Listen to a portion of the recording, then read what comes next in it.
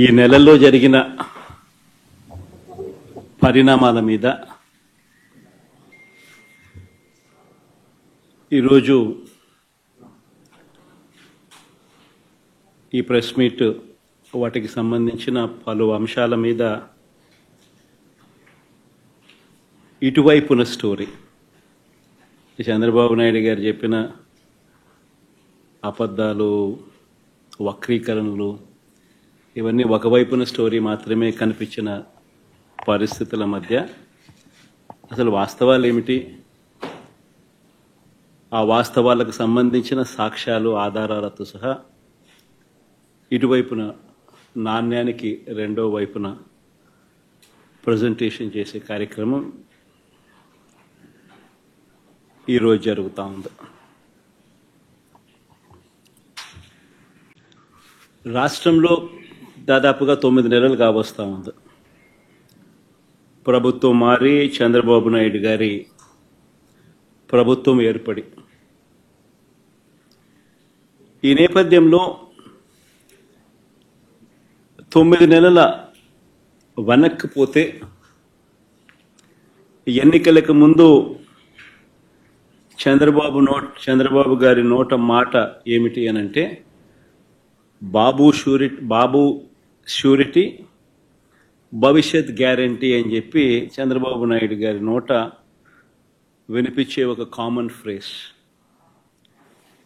9 నెలల తర్వాత పరిస్థితి ఏమిటి అనంటే బాబు షూరిటీ, మోసం గ్యారంటీ. ఇది ఈ 9 నెలల కాలంలో ఇప్పుడు మనందరికీ కనిపిస్తూ ఉన్న ఫ్రేజ్.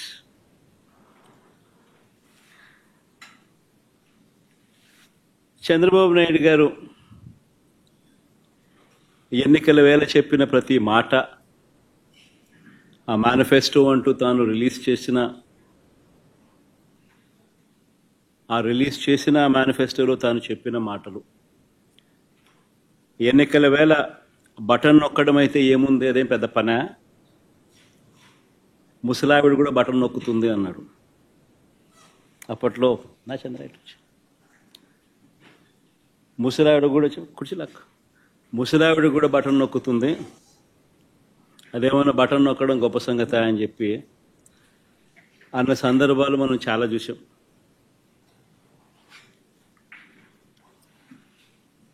అంతటితో ఆగిపోకుండా సూపర్ 6 అన్నాడు, సూపర్ 7 అన్నాడు. ఏకంగా మేనిఫెస్టోలో 143 ప్రామిసెస్, 143 హామీలను ఎన్నికల మేనిఫెస్టోలో తాను చేర్చాడు. ఇంటింటికి దాన్ని ప్రచారం చేశాడు. ఎన్నికల వేళ చంద్రబాబు నాయుడు గారు ఆయన పార్టీ ఎమ్మెల్యేలను పార్టీ కార్యకర్తలను ఆయన చంద్రబాబు నాయుడు గారు ప్రతి ఇంటికి పంపించేటప్పుడు ఆ ఇంటికి వెళ్ళి ఆ ఇంట్లో చంద్రబాబు నాయుడు గారు మన మాటలు బహుశా ఎప్పటికీ కూడా ఎవరు కూడా మర్చిపోరేమో. చిన్నపిల్లలు కనపడితే నీకు 15,000, నీకు 15,000, నీకు 15,000. ఆ చిన్నపిల్లల తల్లులు కనపడితే నీకు 18,000, నీకు 18,000, నీకు 18,000. ఆ తల్లులు, ఆ పిన్నమ్మలు, ఆ తల్లుల అత్తలు, వాళ్ళ అమ్మమ్మలు, అంటే ఆ అమ్మలు, ఆ తల్లుల అత్తలు, వాళ్ళు కనపడితే మీకు 50 ఏళ్ళు నిండాయి కదా, మీకు 48,000, నీకు 48,000, నీకు 48,000, నీకు 48,000. ఇంట్లో నుంచి 20 ఏళ్ళ పిల్లాడు బయటకు వస్తే నీకు 36,000, నీకు 36,000, నీకు 36,000. ఇంట్లో నుంచి రైతు కనిపిస్తే, కండువా వేసుకుని రైతు కనిపిస్తే నీకు 20,000, నీకు 20,000, నీకు 20,000. ఇది రొటీన్గా మనకు వినిపించిన మాటలు ఎన్నికలప్పుడు. ఈనాడు చూసినా, ఆంధ్రజ్యోతి చూసినా, TV5 చూసినా, వాళ్ళ ఇళ్ళట్లో నుంచి వచ్చే మాటలు విన్నా, ప్రతి ఇంట్లో రొటీన్గా కూడా ఇవన్నీ కూడా మనకు వినిపించే మాటలు. ఇవే కాకుండా ఈ హామీలన్నిటికీ గ్యారంటీ ఇదిగో బాండ్లు అని చెప్పించారు. బాండ్లు, హామీలకు గ్యారంటీ అంటూ ఇంటింటికి బాండ్లు కూడా పంచారు. అమలు చేయలేకపోతే ఏమన్నారు? అమలు చేయలేకపోతే చొక్కా పట్టుకోండి అన్నారు. అమలు చేయలేకపోతే చొక్కా పట్టుకుని నిలదీయండి అని కూడా అన్నారు. ఇప్పుడు వీరిచ్చిన బాండ్లు ఏమైనాయి?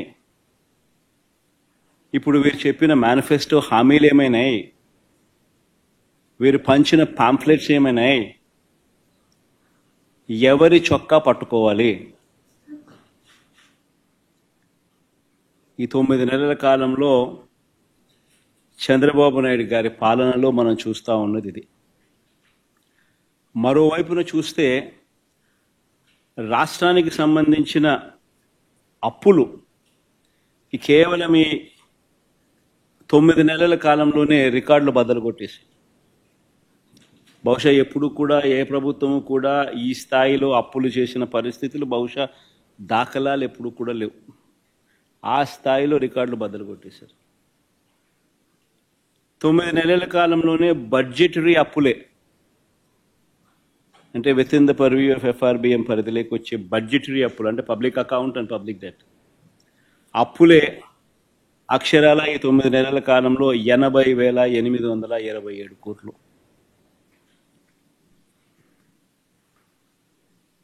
ఇవి కాక ఈ 9 నెలల్లోనే అమరావతి పేరు చెప్పి ఇప్పటికే తెచ్చిన అప్పులు, తేబోతున్న అప్పులు, ఈ రెండు మరో 52,000 కోట్లు.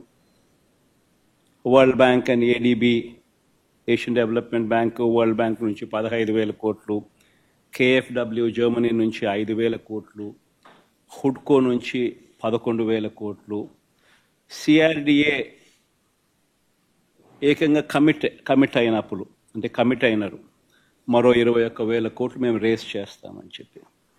సో చేసిన అప్పులు, చేయబోతా ఉన్న అప్పులు, రాజధాని పేరు చెప్పి మరో 52,000 కోట్లు. ఇవి కాక మార్క్ఫెడ్, సివిల్ సప్లైస్ కార్పొరేషన్ల ద్వారా మరో 8,000 కోట్లు, APMDC ద్వారా తేబోతున్న అప్పులు మరో 5,000 కోట్లు. అన్ని కలిపితే ఏకంగా తీసుకొచ్చి నా అప్పులు, చేయబోతున్న అప్పులు ఏకంగా 1,45,000 కోట్ల పైమాటే. ఇది నిజంగా ఒక రికార్డు. ఇది ఇంకో రికార్డు. ఎవరు బద్దలు కొట్టలేనంత పెద్ద రికార్డు. ఇన్ని అప్పులు చేసిన సూపర్ 6, సూపర్ 7 ఇచ్చారా? పేదలకు ఏమైనా బటన్లు నొక్కారా? అందరూ ఆలోచన చేయాలి. పోనీ కనీసం మా ప్రభుత్వం గతంలో అమలు చేస్తూ ఉన్న పథకాలు ఏమైనా కొనసాగుతూ ఉన్నాయా?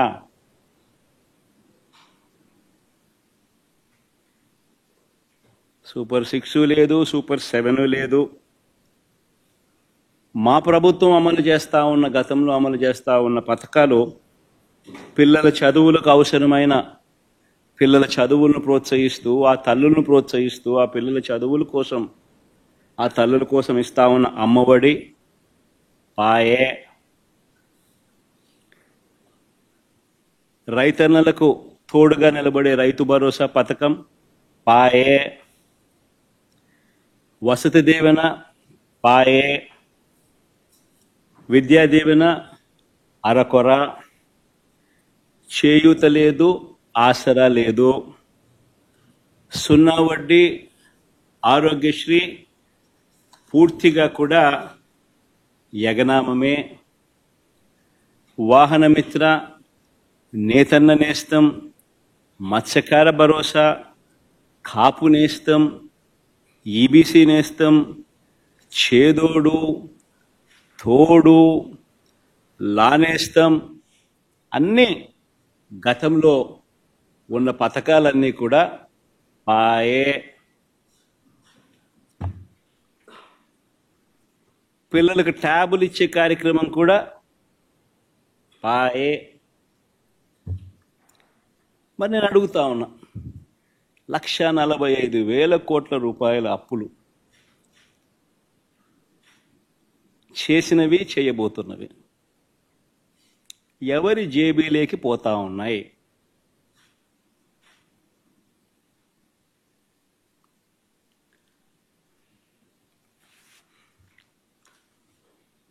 ఈ 9 నెలల కాలంలో పోనీ ఉద్యోగాలు ఎంతమందికి ఇచ్చారు, ఉద్యోగాల పరిస్థితి ఏమిటి అని కూడా కాస్త ఒకవైపున అటువైపు చూస్తే, ఒక్క కొత్త ఉద్యోగం ఇచ్చిన దాఖలాలు లేవు, కానీ ఊడగొట్టిన ఉద్యోగాలు మాత్రం ఏకంగా 2,60,000 ఉద్యోగాలు, వాలంటీర్ల ఉద్యోగాలు పూర్తిగా తీసేశాడు. 18,000 మంది బ్రేవరీస్ కార్పొరేషన్లో 18,000 మంది వాళ్ళ ఉద్యోగాలు పాయే. 2,60,000 మంది వాలంటీర్ల ఉద్యోగాలు పాయే. బ్రేవరీస్ కార్పొరేషన్లో మరో 18,000 ఉద్యోగాలు పాయే. ఫైబర్ నెట్, ఏపీఎండిసి, ఫీల్డ్ అసిస్టెంట్లు, వైద్య ఆరోగ్య శాఖ, ఇలా ఆయా విభాగాలలో వేల సంఖ్యలో ఉద్యోగాలు పూర్తిగా తీసేశారు. ఇవన్నీ ఒక ఎత్తున గ్రామ వార్డు సచివాలయాలలో సైతం పనిచేస్తూ ఉన్న ఉద్యోగస్తులను కూడా, వారిని కూడా సచివాలయాల నుంచి వాళ్ళందరినీ కూడా డిస్లొకేట్ చేసి గవర్నమెంట్ రంగంలో మిగతా డిపార్ట్మెంట్లలో ఎక్కడైనా వేకెన్సీస్ ఉంటే అక్కడ వాళ్ళని సరిదేసే కార్యక్రమం మొదలెట్టాడు. సో ఆ ఇచ్చే ఉద్యోగాలు కూడా పూర్తిగా కుదించే కార్యక్రమం. వాలంటీర్లను ఎలా మోసం చేశాడో మనం అంతా చూసాం. ఎన్నికలకు ముందు వాలంటీర్లకు 10,000 జీతం అన్నాడు. 10,000 బాయ, వాలంటీర్ ఉద్యోగం ఉన్నది బాయ. పోనీ ఉద్యోగస్తులనైనా అంత బాగా చూసుకున్నాడంటే వాళ్ళను మోసమే.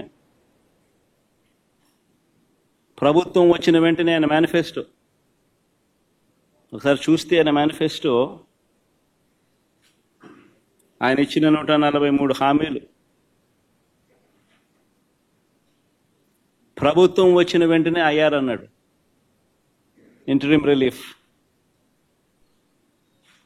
ఇంతవరకు 9 నెలలు అయింది. రూపాయి పెంచింది, రూపాయి ఇచ్చి పుణ్యం కట్టుకున్న పాపాను పోల. 9 నెలలు అయిపోయింది.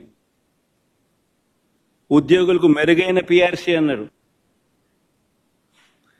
ఉన్న పిఆర్సీ చైర్మన్ బలవంతంగా రాజీనామా చేయించారు. కొత్త పిఆర్సీని ఇంతవరకు వేయలా. ఐఆర్ ఇవ్వాల. 1వ తేదీనే జీతం అన్నాడు. 9 నెలల కాలంలో ఒకే ఒక నెల ఇచ్చాడు. మిగతా 8 నెలల్లో నెలలో 1వ తారీఖున జీతాలు ఇచ్చాడు చంద్రబాబు గారు. చెప్పాలి,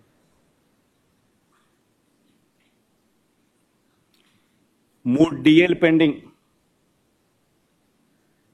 travel allowances pending, surrender leave pending, medical reimbursement అన్నీ పెండింగ్. చివరికి ఉద్యోగస్తులకు సంబంధించిన జిఎల్ఐలు, జీపీఎఫ్లు కూడా తాను వాడేసుకుంటా ఉన్నాడు.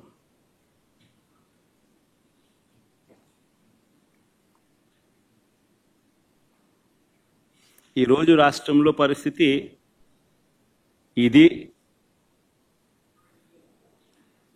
విధ్వంసం, ఆర్థిక విధ్వంసం అంటే ఇది. మరోవైపున ఆంధ్ర రాష్ట్రాన్ని సుస్థిర రాష్ట్రంగా మార్చేందుకు, ఆంధ్ర రాష్ట్రం పొటెన్షియల్ను పెంచేందుకు ఒక విజన్తో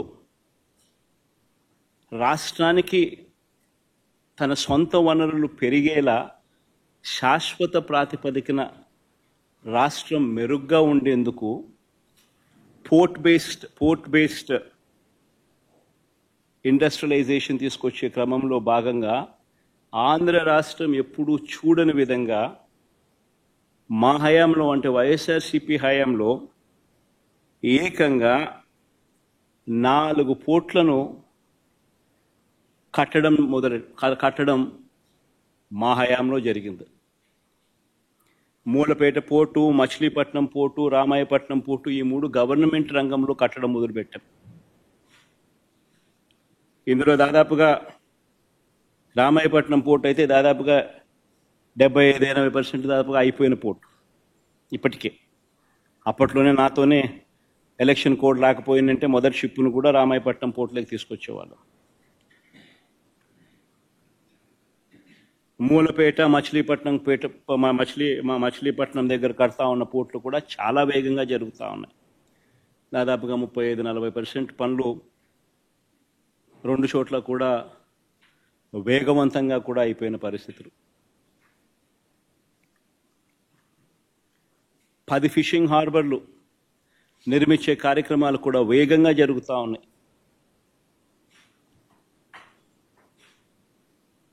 అందులో 1-2 నా హయాం మన హయాంలోనే ప్రారంభోత్సవం కూడా చేసాం. ఇంకొకటి మన హయాంలో పూర్తయింది, ఎలక్షన్ కోడ్ వల్ల మనం చేయలేకపోయినాం. మొన్న ఏదో వీడియో కాన్ఫరెన్సింగ్ ద్వారా మొన్న ఏదో మోడీ గారితో ఏదో ఓపెనింగ్ చేయడం కూడా జరిగింది. భవిష్యత్తులో వీటి విలువ కొన్ని లక్షల కోట్లు. నాగార్జున సాగర్ లాంటి ప్రాజెక్టు, శ్రీశైలం లాంటి ప్రాజెక్టులు ఈరోజు కట్టాలంటే సాధ్యమయ్యే పని కూడా కష్టమే. అన్నన్ని వేల కోట్ల రూపాయలు, లక్షల కోట్ల రూపాయలు ఒక్కొక్క ప్రాజెక్ట్ ఖర్చు అవుతుంది. పోలవరం మన కళ్ళ ముందనే చూస్తూ ఉన్నాం, ఎన్ని వేల కోట్ల రూపాయలు అవుతా ఉందో. సిమిలర్లీ గవర్నమెంట్ రంగంలో నిర్మిస్తూ ఉన్న ఈ పోర్టులు, ఈ ఆస్తుల కల్పన, ఇవన్నీ కూడా అంతే. రాబోయే తరాలకు రాష్ట్రంలో సొంత రాబడి పెరగాలి అని అంటే ఇటువంటి ఆస్తులు రాష్ట్ర ప్రభుత్వం చేతిలో ఉంటే రాష్ట్రానికి సంబంధించిన సొంతం వనరులు పెరిగే పరిస్థితి. ఇలాంటివి స్కాములు చేస్తూ అమ్మకానికి పెట్టారు.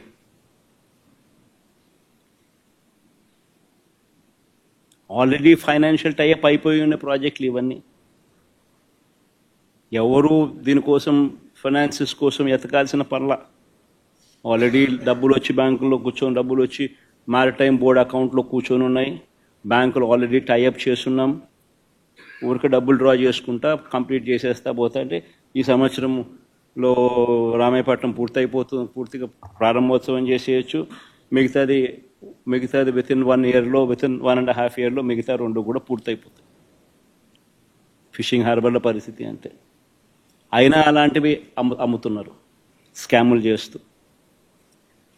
17 మెడికల్ కాలేజీలు మేము కట్టడం మొదలుపెట్టాం. మన రాష్ట్రానికి ఉన్న biggest problem is tertiary care. ఈ టెరిషరీ కేర్ అన్నది మన రాష్ట్రం హైదరాబాదు, బెంగళూరు, చెన్నై వంటి రాష్ట్రాలు, పెద్ద పెద్ద నగరాలు మనకు లేనందువలన టెరిషరీ కేరు మన ప్రజలకు జిల్లా హెడ్ క్వార్టర్స్లో అందుబాటులోకి తీసుకొని రావడం కష్టం. ప్లస్ హైదరాబాదు, బెంగళూరు, చెన్నై వంటి నగరాలు మనకు లేనందువలన ప్రైవేట్ పెట్టుబడులు ఉత్సాహంగా వచ్చి పెట్టే పరిస్థితి కూడా కష్టం. సో పేదవాడికి ఎక్కడైనా మల్టీ స్పెషాలిటీ హాస్పిటల్స్ అందుబాటులోకి రావాలి అని అంటే గవర్నమెంట్ పూసుకొని పేదవాడు ఇబ్బంది పడకూడదు అన్న ఆరాటంతో, ఎందుకనంటే ఉట్టి హాస్పిటల్ వైబిలిటీ రాదు.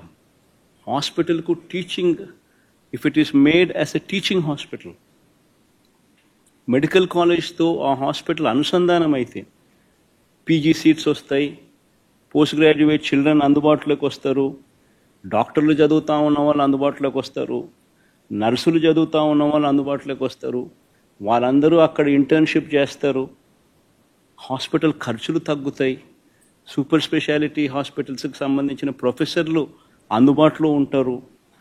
ఇవన్నీ దృక్పథంతో 17 మెడికల్ కాలేజీలు, ప్రతి పార్లమెంటుకు ఒక మెడికల్ కాలేజ్ ఉండేట్టుగా వాటినన్నింటినీ జిల్లా హెడ్ క్వార్టర్స్ని వాటినన్నింటినీ జిల్లాలుగా చేసి ప్రతి పార్లమెంటును ఒక జిల్లాగా చేసి 17 కొత్త మెడికల్ కాలేజీలు మేము శ్రీకారం చుడితే అందులో 5 మెడికల్ కాలేజీలు మేము అప్పటికే ప్రారంభోత్సవం చేస్తే మరో 5 మెడికల్ కాలేజీలు ఈ సంవత్సరమే క్లాసులకు పూర్తి చేసే కార్యక్రమం జరిగితే మిగతా వాటి పనులు కూడా శరవేగంగా ముందుకు వెళ్తా ఉన్న క్రమంలో ఇప్పుడు ఏం చేస్తూ ఉన్నారు? స్కాములు చేస్తూ ఆ మెడికల్ కాలేజీలు తమ వాళ్లకు అమ్మేయడానికి ప్రభుత్వం సిద్ధపడింది. ఆశ్చర్యం కలిగించే విషయం, కేంద్ర ప్రభుత్వం బడ్జెట్లో 75,000 మెడికల్ సీట్లు మేము క్రియేట్ చేస్తాం వచ్చే 5 సంవత్సరాలలో. ఈ సంవత్సరం 10,000 మెడికల్ సీట్స్ మేము ఇవ్వడానికి సిద్ధంగా ఉన్నాము, ఇవ్వబోతున్నాము అని చెప్తా ఉంటే ఒక్క మన ఆంధ్ర రాష్ట్రం మాత్రమే మనకు ఇస్తామన్న సీట్లు మాకు వద్దు అని చెప్పి కేంద్ర ప్రభుత్వానికి వెనక్కి లేఖ రాసిన ప్రభుత్వం దేశంలో ఏదైనా ఉందంటే అది ఒక ఆంధ్ర రాష్ట్రమే.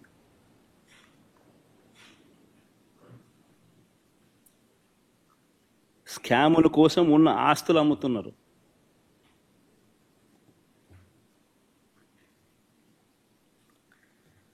చంద్రబాబు గారి దృష్టిలో సంపద సృష్టి అంటే దాని అర్థం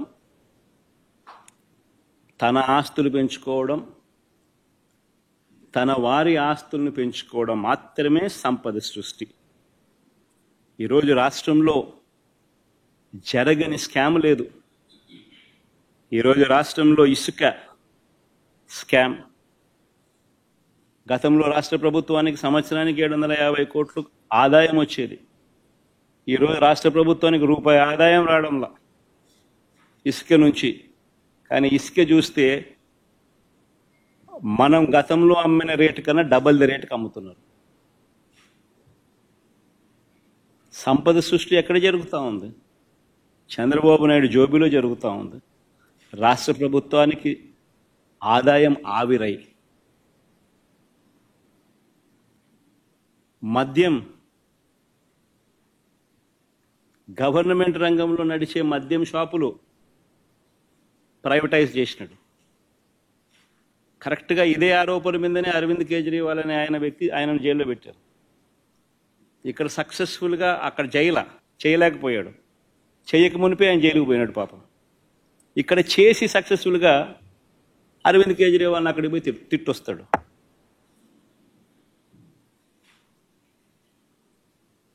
గవర్నమెంట్ రంగంలో ఉన్న మద్యం షాపులను ప్రైవేటైజ్ చేశాడు. తన వాళ్లకు ఈ షాపులన్నీ ఇప్పించుకున్నాడు. ఆ షాపులు ఇప్పించే ప్రక్రియ మీరంతా కూడా చూశారు. ఏ రకంగా ఎమ్మెల్యేలు కిడ్నాపులు చేశారో, ఏ రకంగా ఎమ్మెల్యేలు పోలీసులు అందరూ కూడా వాళ్ళకు సంబంధించిన వాళ్ళని మాత్రమే టెండర్లలో పార్టిసిపేట్ చేసేట్టుగా చేశారో. అది ఆక్షన్ కాదు, అది లాటరీ. అంటే వీళ్ళకి కావాల్సిన వాళ్ళకి మాత్రమే ఇప్పించుకునే ప్రక్రియ. ఆ లాటరీలో కూడా మిగతా వాళ్ళు ఎవరు కూడా పార్టిసిపేట్ చేయకుండా వీళ్ళు మాత్రమే పార్టిసిపేట్ చేసేట్టుగా మళ్ళీ పోలీసులు గవర్నమెంట్ నడపడం. మళ్ళా ఎమ్మెల్యేలు బెల్ట్ షాపులకు ఆక్షన్ పిలవడం. ప్రతి గ్రామంలోనూ 2 లక్షలు 3 లక్షలకు ఆక్షన్ పిలిచి వాళ్ళకి ఇవ్వడం. ఆ 2 లక్షలు 3 లక్షలు పాడిన కార్యకర్త పోలీసులు ఎవరు కూడా వారికి సహాయ సహకారాలు అందిస్తాడు, వారిని అడ్డుకోడు. ఆ మందు వాళ్ళు అమ్ముకోవచ్చు. ఆ కొనుక్కున్న ఆ మద్యం షాప్ ఆక్షన్ తీసుకున్నాడు, బెల్ట్ షాప్ ఆక్షన్ తీసుకున్నాడు, ఎంఆర్పి రేటు కన్నా ఎక్కువ రేటుకు మన కళ్ళ ముందరనే అమ్ముతున్నాడు.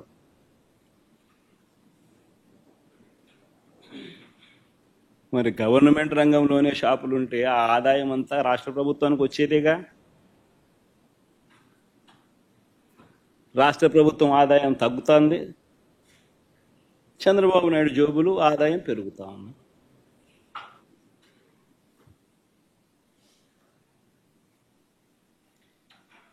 కళ్ళ ఎదుటే కనిపిస్తా ఉన్న స్కాములు, ఇసుక, మద్యం మాఫియాలు, సిలికా, క్వాడ్స్, ఫ్లై యాష్, ఏదైనా మాఫియా కార్టెల్ ఫామ్ చేయడం, పెద్దబాబు చిన్నబాబు ఆధ్వర్యంలో నడిపిస్తూ ఉన్నారు.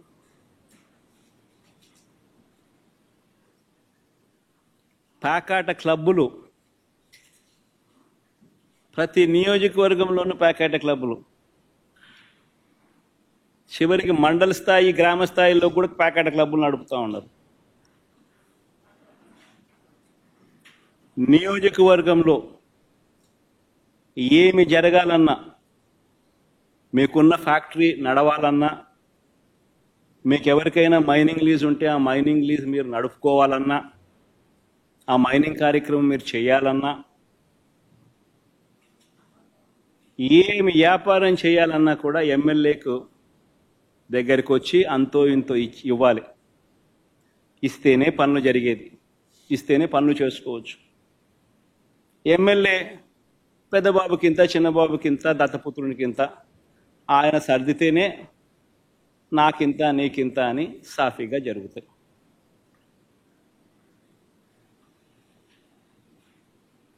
మొట్టమొదటిసారిగా ఎంత దారుణమైన కరప్షన్ అంటే, కాంట్రాక్టర్లకు ఇచ్చే కార్యక్రమంలో, పనులు ఇచ్చే కార్యక్రమంలో మొబిలైజేషన్ అడ్వాన్స్ తీసుకొచ్చినారు.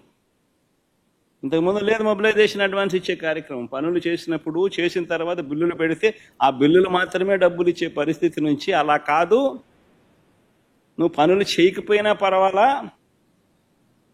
నీకు అలాట్మెంట్లోనే 10% మొబిలైజేషన్ అడ్వాన్స్ ఇచ్చేస్తాము, అందులో 8% మాకు తిరిగి ఇచ్చేసేయి, 2% నువ్వు పెట్టుకో అని చెప్పి నీకింత నాకింత అని పంచుకుంటా ఉన్నారు. ఈరోజు జరుగుతూ ఉంది.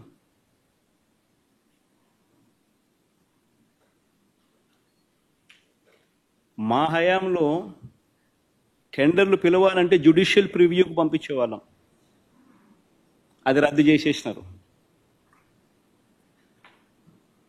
తర్వాత టెండర్లలో రివర్స్ టెండరింగ్ జరిగేది. అంటే ఎవరైనా కూడా టెండర్లలో పార్టిసిపేట్ చేసిన తర్వాత L1 వచ్చిన వాళ్ళు ఎవరైతే ఉంటారో, L2లు L3లు L4లు కూడా మళ్ళీ ఆక్షన్ పద్ధతిలో L1 కన్నా తక్కువ కోట్ చేసి మళ్ళీ పార్టిసిపేట్ చేసే రివర్స్ టెండరింగ్. ఆ ప్రక్రియ తీసేసినాడు.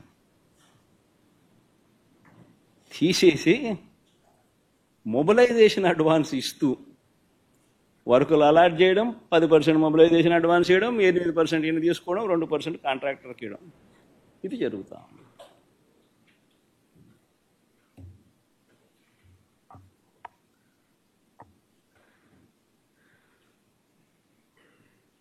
ఇవన్నీ చేస్తూ ఉన్నారు కాబట్టి సంపద సృష్టి అనేది జరగడంలా.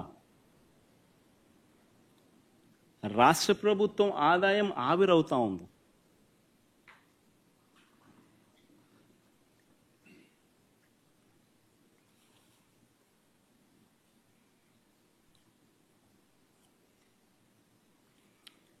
ఇన్ని చేస్తూ ఉన్నప్పుడు ఇదే పెద్ద మనిషి చంద్రబాబు నాయుడు గారిని ఎవరైనా క్వశ్చన్ చేస్తారేమో అని, క్వశ్చన్ చేస్తే తీవ్ర పరిణామాలు వాళ్ళకు ఉంటాయి అని రెడ్ బుక్ రాజ్యాంగం నడిపిస్తూ ఉన్నారు. ఎవరైనా అడిగితే చాలు వాళ్ళను హరాస్ చేసే కార్యక్రమాలు జరుగుతూ ఉన్నాయి ఎవరైనా ప్రశ్నిస్తే.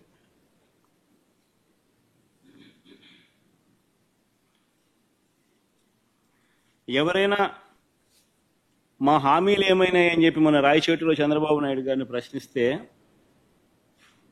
చంద్రబాబు నాయుడు గారు ఏమన్నారు? సంపాదించే మార్గం ఏదైనా ఉంటే నా చెవిలో చెప్పు అన్నాడు.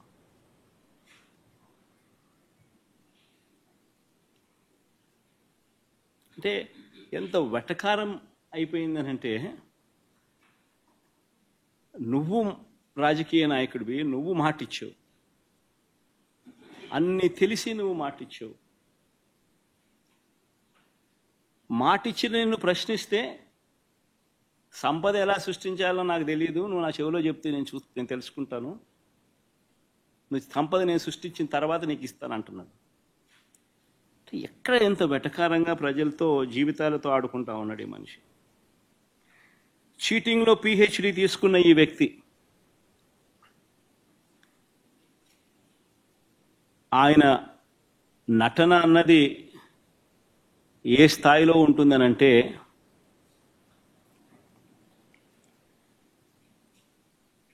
తానిచ్చిన హామీలను తానే ఎగరగొడతాడు. ఎగరగొట్టి చాలా బాధగా ఉంది అంటాడు, ఆవేదనగా ఉందంటాడు, రాష్ట్రం క్లిష్ట పరిస్థితుల్లో ఉందంటాడు, భయం వేస్తుంది అని కూడా అంటాడు, రాష్ట్రం ధ్వంసం అయిపోయింది అని కూడా అంటాడు. ఇవన్నీ కాక అనేటప్పుడు ఆ చేతులు ఊపడము, మాట్లాడడము, దాన వీర శూర కర్ణ. ఎన్టీ రామారావు గారి సినిమా మీరు చూశారో లేదో కానీ ఆయనకు కాదు ఏదైనా అవార్డు ఏదైనా ఉంటే నటనలో అవార్డు ఇవ్వాల్సింది, చంద్రబాబు నాయుడు గారికి అవార్డు ఇస్తే ఇంకా బాగా పర్ఫెక్ట్గా సరిపోతుంది. ఆ స్థాయిలో నటించే కార్యక్రమం. నేను ఇవన్నీ చెప్పా ఎన్నికలప్పుడు, ఇలానే జరుగుతుంది అని చెప్పా. చంద్రబాబు నాయుడు గారిని నమ్మడం అంటే చంద్రముఖిని నిద్ర లేపడమే అని చెప్పా. చంద్రబాబు నాయుడిని నమ్మడం అంటే పులి నోట్లో తల పెట్టడమే అయ్యా అని మొత్తుకున్నా. చెప్పా నేను ఇవన్నీ. నేను చెప్పినప్పటికీ కూడా పొరపాటున ప్రజలు పొరపాటు పడ్డారు. ఈరోజు చంద్రబాబు నాయుడు గారి మోసాలను, చంద్రముఖిని మళ్ళీ నిద్రలేపి ప్రజలందరూ కూడా బాధపడే కార్యక్రమం జరుగుతూ ఉంది.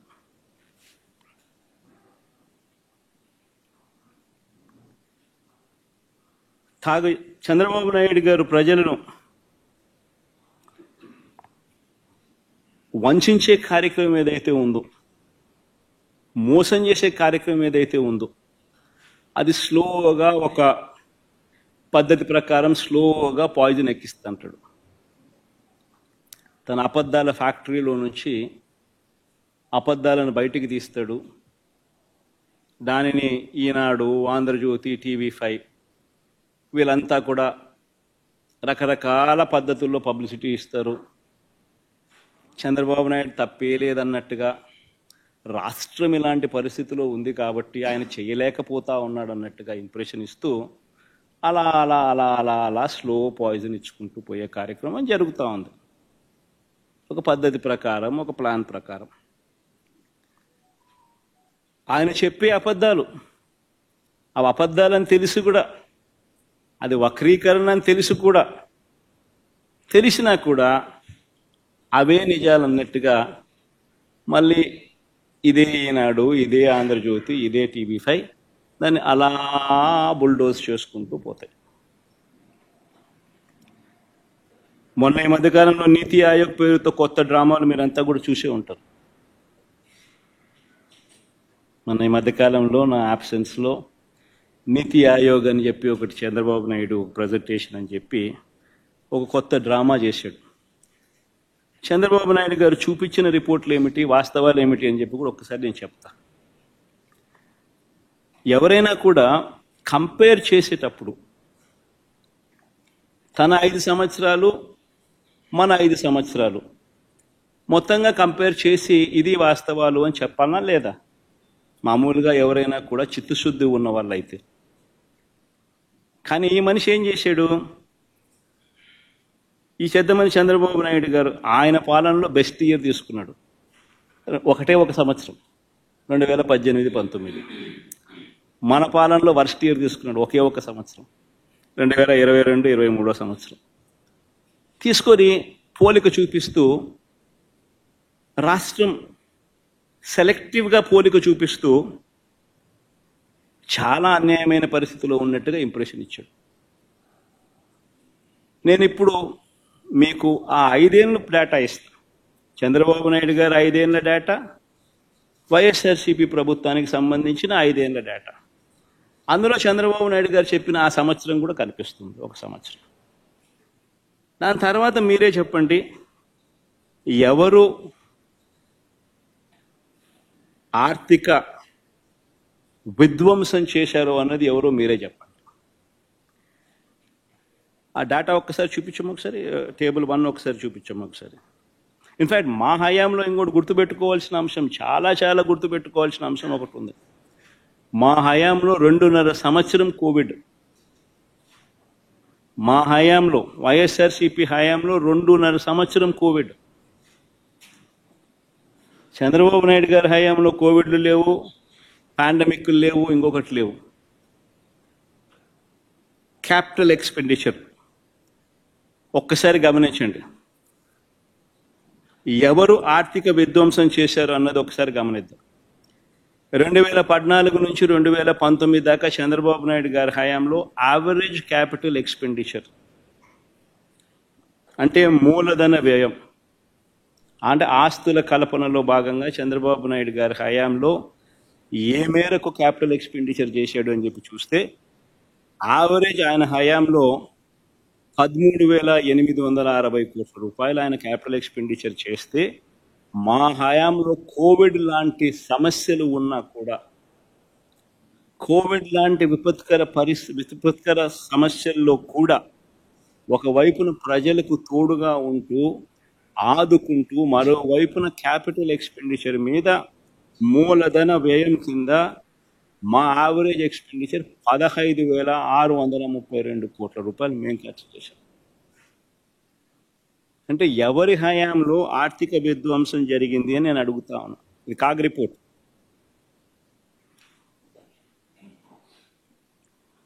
CAG report. ఇదే పెద్ద మనిషి చంద్రబాబు నాయుడు గారు టేబుల్ 2 కూడా చూపించాము. సోషల్ సర్వీసెస్ కింద ఖర్చు తీసుకొని చంద్రబాబు నాయుడు గారు కేవలం ఒకే ఒక్క సంవత్సరాన్ని చూపిస్తూ సోషల్ సర్వీసెస్ కింద చేసిన ఖర్చు గురించి తాను మాట్లాడాడు. 2018-19లో సోషల్ సర్వీసెస్కు సంబంధించిన క్యాపిటల్ ఎక్స్పెండిచర్లో, మూలధన వ్యయంలో సోషల్ సర్వీసెస్కి సంబంధించింది తాను చూపించాడు. 2018-19లో 2,866 కోట్లంట, 2022-23లో 447 కోట్లను మాత్రమే చూపిస్తూ ఆయన హయాంలో ఎంతో ఖర్చు పెట్టేట్టుగా సోషల్ సర్వీసెస్ మీద, మూలధన వ్యయంలో క్యాపిటల్ ఎక్స్పెండిచర్ సంబంధించిన సోషల్ సర్వీసెస్, క్యాపిటల్ ఎక్స్పెండిచర్లో సోషల్ సర్వీసెస్ మీద అని చెప్పి చెప్పుకొచ్చాడు. కానీ ఆ 5 ఏళ్ల పీరియడ్ ఒకసారి గమనిస్తే చంద్రబాబు నాయుడు గారు 2,437 కోట్ల రూపాయలు ఖర్చు చేస్తే క్యాపిటల్ ఎక్స్పెండిచర్లో సోషల్ సర్వీసెస్ మీద, వైఎస్ఆర్సీపీ హయాంలో దానికి రెట్టింపు 5,224 కోట్ల రూపాయలు వైఎస్ఆర్సీపీ హయాంలో క్యాపిటల్ ఎక్స్పెండిచర్లో సోషల్ సర్వీసెస్కి సంబంధించిన ఖర్చు జరిగింది. ఇది కూడా సోర్సు కాగ్ రిపోర్ట్. మరి ఈ రకంగా వక్రీకరించడం, కేవలం ఆయన బెస్ట్ ఇయరు మన వర్స్ట్ ఇయర్ ఒకే ఒక సంవత్సరం తీసుకొని దాన్ని వక్రీకరిస్తూ రాష్ట్రం విచ్ఛిన్నమైపోయినట్టుగా ప్రొజెక్షన్ ఇవ్వడం ధర్మమేనా అని అడుగుతా ఉన్నా. చంద్రబాబు నాయుడు గారి మనస్తత్వానికి, వక్రీకరణకు ఇది అర్థం.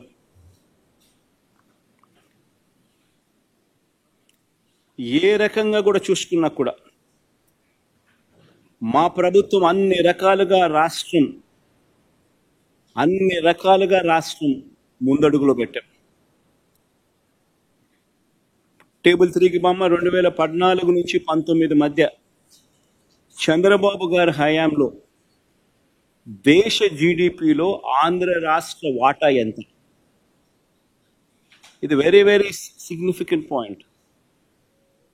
రాష్ట్రం ఎవరి హయాంలో పురోగతిగా అడుగులు ముందుకు వేసింది, ఎవరి హయాంలో అడుగులు వెనక్కి పడ్డాయి అని చెప్పడానికి this is one of the very critical aspects. Contribution of states GSDP in national GDP. National జీడిపిలో రాష్ట్ర వాటా ఎంత అని చూస్తే చంద్రబాబు నాయుడు గారు 5 సంవత్సరాలలో 4.47% వాటా అయితే, వైఎస్ఆర్సీపీ హయాం 5 సంవత్సరాలలో ఆ వాటా ఏకంగా 4.80% పెరిగింది. అంటే రాష్ట్రం వాటా ఇన్ దేశ జీడిపిలో వైఎస్ఆర్సీపీ హయాంలో పెరిగింది అని అంటే దాని అర్థం ఏమిటి? ఎవరి హయాంలో రాష్ట్రం విధ్వంసమైంది, ఎవరి హయాంలో రాష్ట్రం పరిగెత్తింది అని చెప్పడానికి ఇదొక నిదర్శనం. సోర్స్ కూడా MoSPI, ministry of statistics and programme implementation. Source ఇవన్నీ నేను చెప్పేది, ప్రతి డాక్యుమెంట్ నేను రిలీజ్ చేసేది విత్ ఎవిడెన్స్, విత్ సోర్స్. ఇది మాస్పి సోర్స్. ఇంకొక ఆస్పెక్ట్ చూపిస్తాం. చంద్రబాబు నాయుడు గారు గతంలో దిగిపోయే నాటికి 2018 నుంచి 2018-19లో దిగిపోయే నాటికి తలసరి ఆదాయం, అంటే రాష్ట్ర ప్రజల తలసరి ఆదాయంలో మనం దేశంలో 18వ స్థానంలో ఉన్నాం.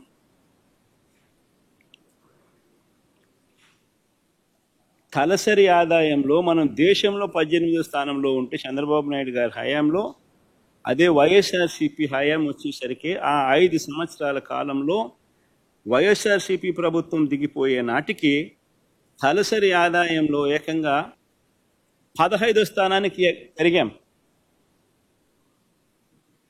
డేటా 2022-23 దాకా డేటా వాళ్ళు ఇచ్చినారు. ఆ డేటా ప్రకారం మీరే చూసుకోండి. ఇది కూడా source MoSPI, ministry of statistics and programme implementation. అంటే ఎవరి హయాంలో ఆర్థిక విధ్వంసం జరిగింది, ఎవరి హయాంలో ప్రజలు బాగుపడ్డారు అని చెప్పడానికి ఈ డేటా.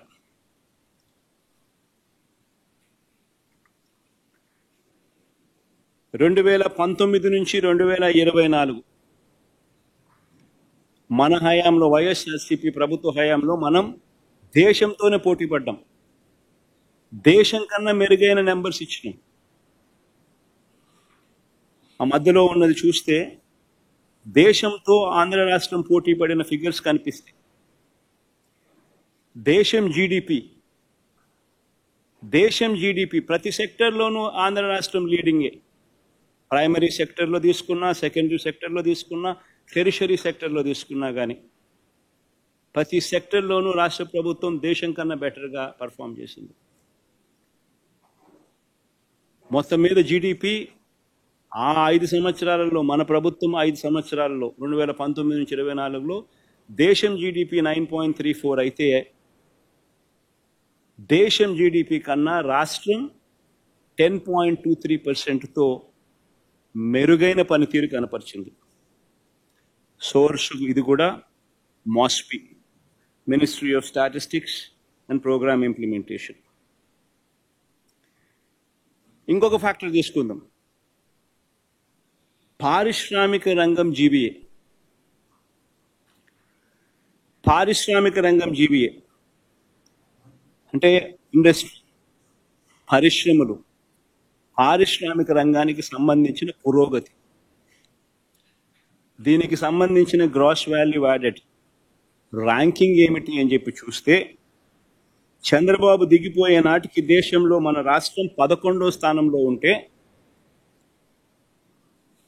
అదే మా హయాంలో 2023-24 డేటా క్లియర్గా కనిపిస్తూ ఉంది, 9వ స్థానానికి ఎదిగాం. అంటే ఇండస్ట్రీ జీబీఏ,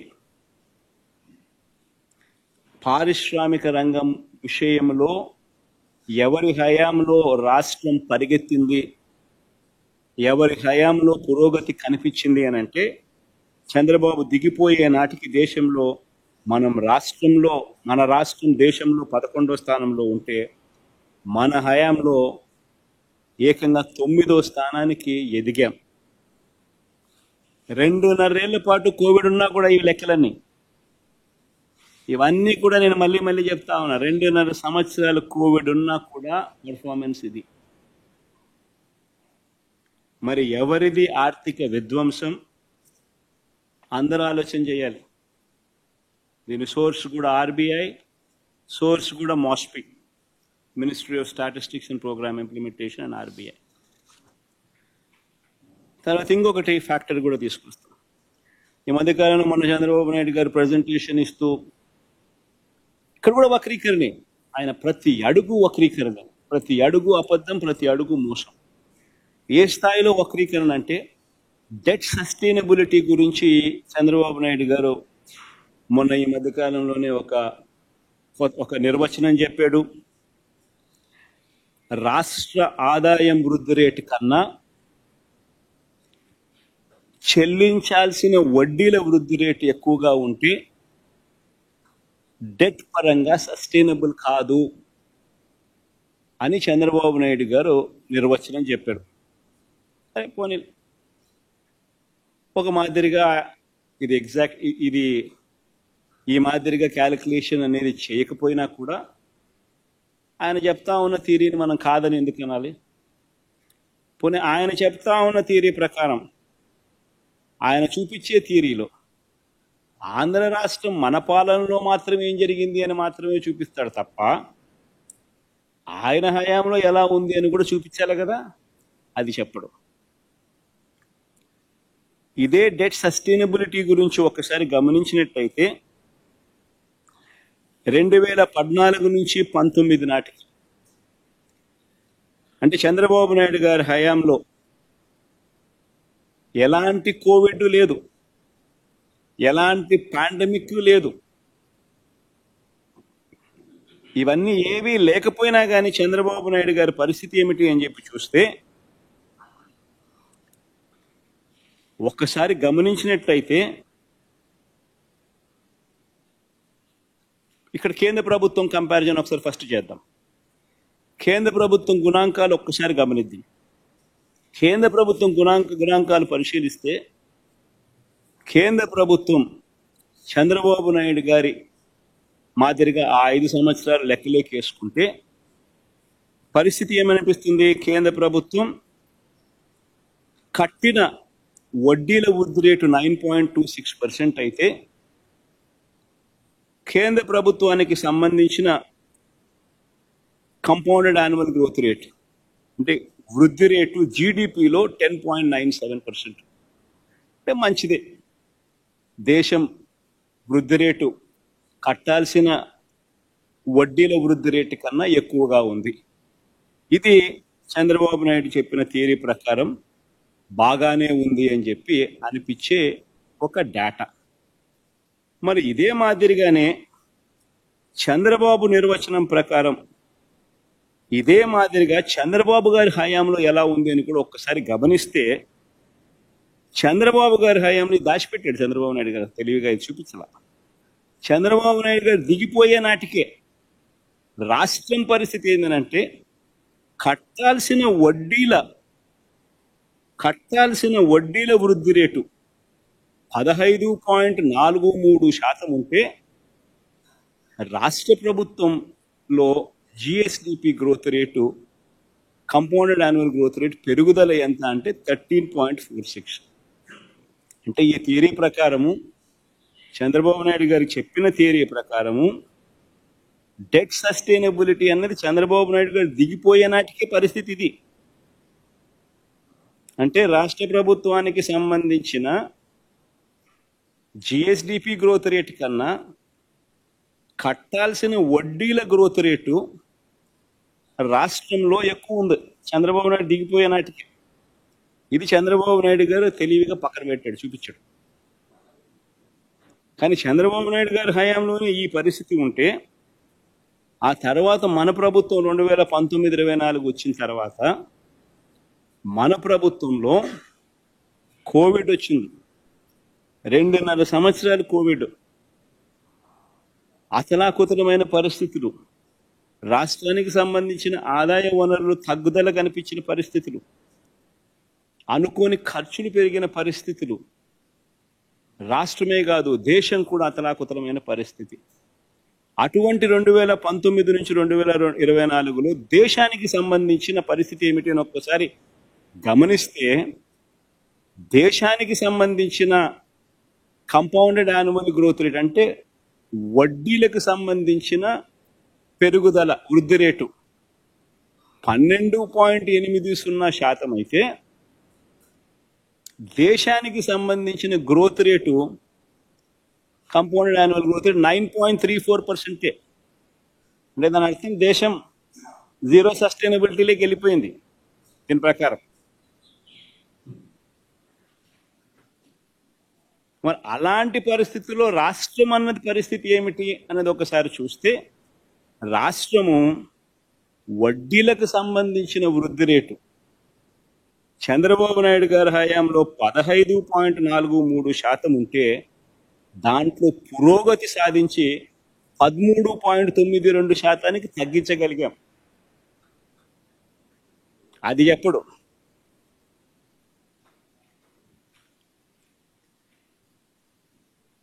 రాష్ట్రానికి సంబంధించిన GSDP compounding annual growth rate, రాష్ట్రానికి సంబంధించిన వృద్ధి rate GSDP growth rate, compound annual growth rate, అక్కడ కూడా దేశం 9.34 ఉంటే రాష్ట్రం దేశం కన్నా మెరుగుగా 10.23% గ్రోత్ నమోదు చేసి చూపించింది.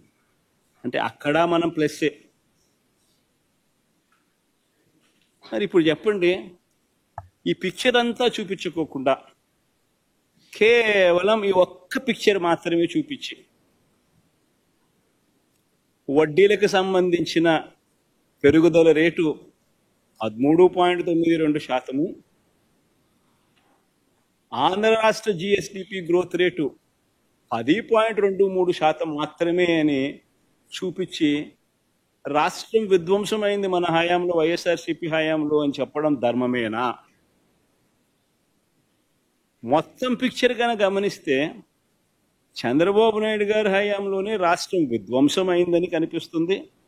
జగన్ గారి హయాంలోనే, వైఎస్ఆర్సీపీ హయాంలోనే రాష్ట్రాన్ని చెయ్యి పట్టుకుని నడిపించే ప్రయత్నం జరిగింది అనేది కూడా అంతే స్పష్టంగా కనిపిస్తుంది.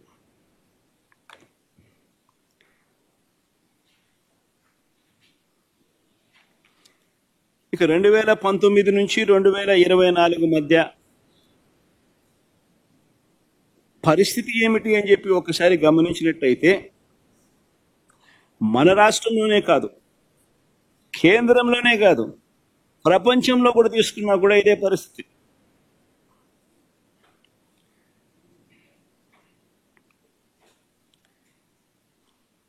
వాస్తవాలు ఇవైతే ఎవరి హయాంలో నిజంగా, ఎవరి హయాంలో టేబుల్ 7 కూడా బామ్మ, ఎవరి హయాంలో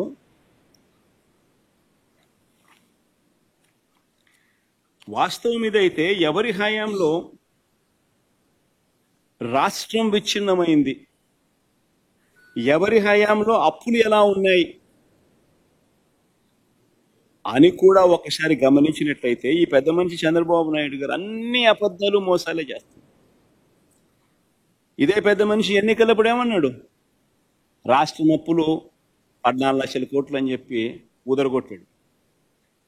రాష్ట్రం శ్రీలంక అయిపోతా ఉంది, మన్ను పాడు పరదేశి అని చెప్పి బండలు బండలు బండలు వేశాడు. గవర్నర్ గారి ప్రసంగానికి వచ్చేసరికి తగ్గిపోయాడు. రాష్ట్రం అప్పులు 10 లక్షలే అన్నాడు. అప్పుడప్పుడు శ్వేతపత్రాలు రిలీజ్ చేస్తాడు. చేసినప్పుడు రాష్ట్రం అప్పులు 12,93,000 కోట్లు అంటున్నాడు. చివరికి బడ్జెట్ ప్రవేశపెడితే అప్పులు రాష్ట్రానికి ఎంత ఉన్నాయో చెప్పక తప్పదు అని చెప్పి బడ్జెట్ పెట్టడం కూడా పోస్ట్పోన్ చేసినాడు. ఇక చివరికి బడ్జెట్ ప్రవేశపెట్టక తప్పదు అని చెప్పి తప్పనిసరి పరిస్థితుల్లో నవంబర్లో బడ్జెట్ ప్రవేశపెట్టక తప్పలా. ఏ రాష్ట్ర ప్రభుత్వం అయినా కానీ ఎవడైనా ఎప్పుడైనా గమనించారా నవంబర్లో బడ్జెట్ ప్రవేశపెట్టడం? అంటే 3 నెలలు ఒక్క చంద్రబాబు నాయుడు గారి హయాంలోనే ఆ జిమ్మిక్కులన్నీ చూస్తాం. ఎందుకంటే బడ్జెట్ ప్రవేశపెడితే ఆ బడ్జెట్ డాక్యుమెంట్ రాయాలి రాష్ట్రానికి ఉన్న అప్పులు ఎంత ఉన్నాయి అని చెప్పి. ఆ డాక్యుమెంట్లో రాష్ట్రానికి ఉన్న అప్పులు ఎంత ఉన్నాయని ఒకసారి చూపించేస్తే ఆ తర్వాత ఇంక చంద్రబాబు నాయుడు ముసలి కన్నీరు కాల్చలేడు, డ్రామాలు ఆడలేడు, జగన్ మీద చెప్పినట్టు అన్ని తప్పులు అని చెప్పి తెలిపోతాయి కదా. కాబట్టి బడ్జెట్ డాక్యుమెంట్ ప్రవేశపెట్టడమే నవంబర్ దాకా పోస్ట్ పోన్ చేశాడు. చివరికి నవంబర్లో బడ్జెట్ డాక్యుమెంట్ ప్రవేశపెట్టేసరికి తనంతటి తానే బడ్జెట్ డాక్యుమెంట్ ప్రవేశపెట్టేటప్పుడు తనంతటి తానే 6,46,531 కోట్ల రూపాయలు అని చెప్పి తాను ప్రవేశపెట్టిన బడ్జెట్ డాక్యుమెంట్లో తానే ఒప్పుకోక తప్పలేదు. ఇంతకన్నా దారుణమైన మనిషి పరిస్థితి బహుశా ఎక్కడా ఉండదు. ఈ పెద్ద మనిషి చంద్రబాబు నాయుడు గారు ఇలాంటి మోసాలు చేస్తూ ఉంటాడు ఎప్పుడు కూడా.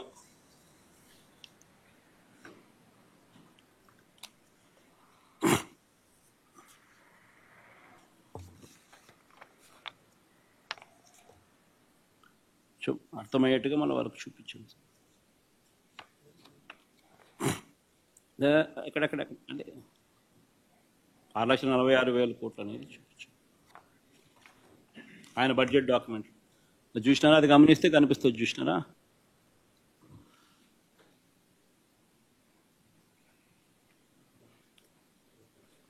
అది పబ్లిక్ డెట్ అవుట్ స్టాండింగ్, ఇది గవర్నమెంట్ గ్యారంటీస్ అవుట్ స్టాండింగ్.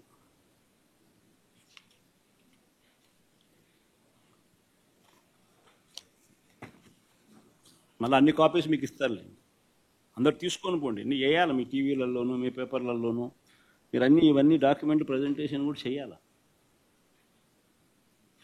ఏ రకంగా బడ్జెట్ డాక్యుమెంట్ నువ్వు 6,46,000 కోట్లు రాష్ట్ర అప్పులు ఉన్నాయని చెప్పి చూపిస్తూ, ఏ రకంగా నువ్వు 14 లక్షల కోట్లు 12 లక్షల కోట్లు 10 లక్షల కోట్లు అని చెప్పి ప్రజలను మిస్లీడ్ చేయడం ఎంత మటుకు ధర్మం అని చెప్పి అర్థమయ్యేట్టుగా అందరూ క్వశ్చన్ చేయాలి. ధర్మమేనా ఇటు చేయడము అని చెప్పి. ఈ పెద్ద మనిషి చంద్రబాబు నాయుడు గారు గుర్తుపెట్టుకోవాల్సిన అంశం ఏమిటి అనంటే, ప్రజలందరికీ కూడా తెలియాల్సిన అంశం ఏమిటి అనంటే, ఏ ప్రభుత్వమైనా కూడా it is governed by FRBM norms. ఏ ప్రభుత్వమైనా కూడా FRBM ప్రకారము రాష్ట్ర GSDPలో 3%, 3.5% సెంట్రల్ గవర్నమెంట్ డిసైడ్ చేస్తుంది. ఆ డిసైడ్ చేసిన ఆ పర్సంటేజ్ ప్రకారమే ఎవరైనా కూడా బారోయింగ్ చేయగలుగుతారు. అంతకన్నా ఎక్కువ చేసే అవకాశం చాలా తక్కువగా ఉంటుంది. కానీ ఒక్క చంద్రబాబు నాయుడు గారి పాలనలో మాత్రం, అప్పట్లో అక్కడ కూడా కేంద్ర ప్రభుత్వంలో ఆయన చక్రం తిప్పుతా ఉన్నాడు కాబట్టి, తాను హయాంలో మాత్రం టేబుల్ 7 చూపించు. తాను హయాంలో మాత్రం ఎక్సెస్ బారోయింగ్ చంద్రబాబు నాయుడు గారి హయాంలో 31,000 కోట్ల రూపాయలు, అదే 31,082 కోట్ల రూపాయలు అదనపు బారోయింగ్, అడిషనల్ బారోయింగ్ చేశారు. అంటే ఇది క్లియర్గా ఆయన 5 సంవత్సరాలు మన 5 సంవత్సరాలకు సంబంధించిన డేటా. GSDP మనది ఇంత, ఫిజికల్ డెఫిసిట్ అంటే మనం బారో చేయగలిగిన లిమిట్స్ ఎంత, ఫిజికల్ డెఫిసిట్లో ఎంత percentage, physical deficit to GSDP percentage ఎంత, రికమెండేషన్ ఎంత రికమెండెడ్, ఆ రికమెండెడ్ అమౌంట్ అయితే ఎంత, చేయాల్సిన దానికన్నా ఎక్సెస్ ఎంత చేశారు అని ప్రతి సంవత్సరం గమనిస్తే 31,082 కోట్ల రూపాయలు చంద్రబాబు నాయుడు గారి హయాంలో చేయాల్సిన బడ్జెట్ కన్నా, చేయాల్సిన బారోయింగ్ కన్నా ఓవర్ బారోయింగ్ జరిగింది. ఇన్ఫ్యాక్ట్ మన కరం ఏంటంటే, ఆయన ఓవర్ బారోయింగ్ మన హయాంలో 17,000 కోట్లు మన హయాంలో కట్ చేసింది.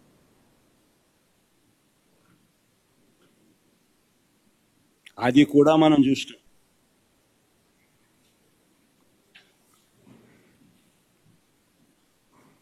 టేబుల్ 9 తీసుకుని బామ్మ. ఇది వెరీ వెరీ ఇంట్రెస్టింగ్. ఇది బాగా చూడండి. ఈ slide is very very interesting. Chandrababu Naidu గారు వచ్చాక రాష్ట్ర ప్రభుత్వ సొంత ఆదాయం కూడా తగ్గింది. ఒకసారి గమనిస్తే ఇది 2023-24కి సంబంధించింది. పై డేటా 2024-25కి సంబంధించిన సంవత్సరం. అంటే వైఎస్ఆర్సీపీ ప్రభుత్వం సంబంధించిన, అంటే చంద్రబాబు నాయుడు జూన్లో ప్రమాణ స్వీకారం చేశాడు కాబట్టి జూన్ నుంచి డిసెంబర్ దాకా తీసుకున్నాం. ఈ 6 నెలలు, ఈ 7 నెలల పీరియడ్, ఈ 1, 2, 3, 4, 5, 6, 7 నెలలకు సంబంధించిన revenues, states own revenues. Telugu Desam Chandrababu Naidu గారి హయాంకు సంబంధించిన రెవెన్యూస్ పై కాలం. 2023-24 అంటే వైఎస్ఆర్సీపీ ప్రభుత్వ హయాంలో జూన్ నుంచి డిసెంబర్ వరకు వచ్చిన ఆదాయం రాష్ట్ర ప్రభుత్వ స్టేట్స్ ఓన్ రిసోర్సెస్ ఆదాయం ఎంత అని చూస్తే 50,804 కోట్లు అయితే చంద్రబాబు నాయుడు గారి సేమ్ పీరియడ్, ఇదే జూన్ నుంచి డిసెంబర్ దాకా చూస్తే రాష్ట్ర ప్రభుత్వానికి వచ్చిన ఆదాయం తగ్గి 50,544 కోట్లు. అంటే మామూలుగా 10% రాష్ట్ర ప్రభుత్వానికి ఆదాయాలు ప్రతి సంవత్సరం 10% అన్న కనీసం ఆదాయాలు పెరగాల, పెరుగుతాయి, రొటీన్గానే పెరుగుతాయి. కానీ చంద్రబాబు నాయుడు గారి హయాంలో ఈ 6 నెలల్లో 0.51% నెగిటివ్ గ్రోత్.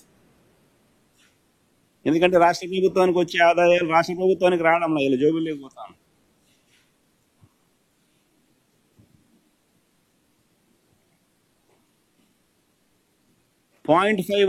Negative growth.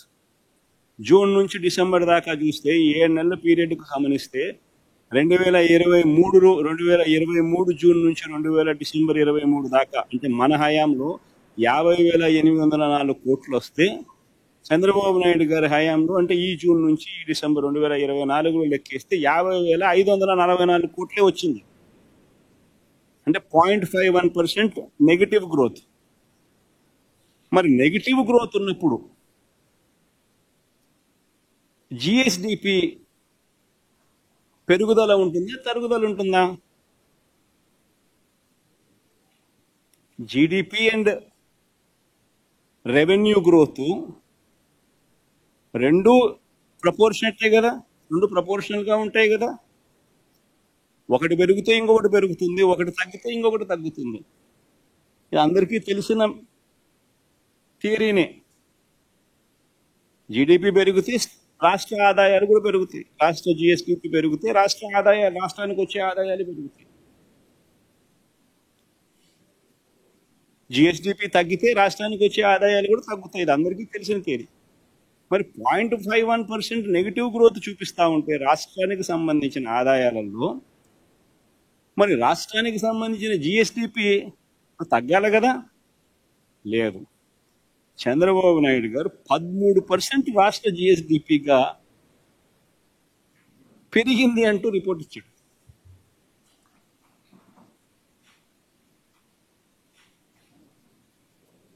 మరి ఏ స్థాయిలో అబద్ధాలు ఆడుతూ ఉన్నారు వీళ్ళు, ఏ స్థాయిలో వీళ్ళు నెంబర్స్ ప్లే చేస్తూ ఉన్నారు అంటే, ఇంతకన్నా ఏదైనా నిదర్శనం ఉందా అని అడుగుతా ఉన్నాం.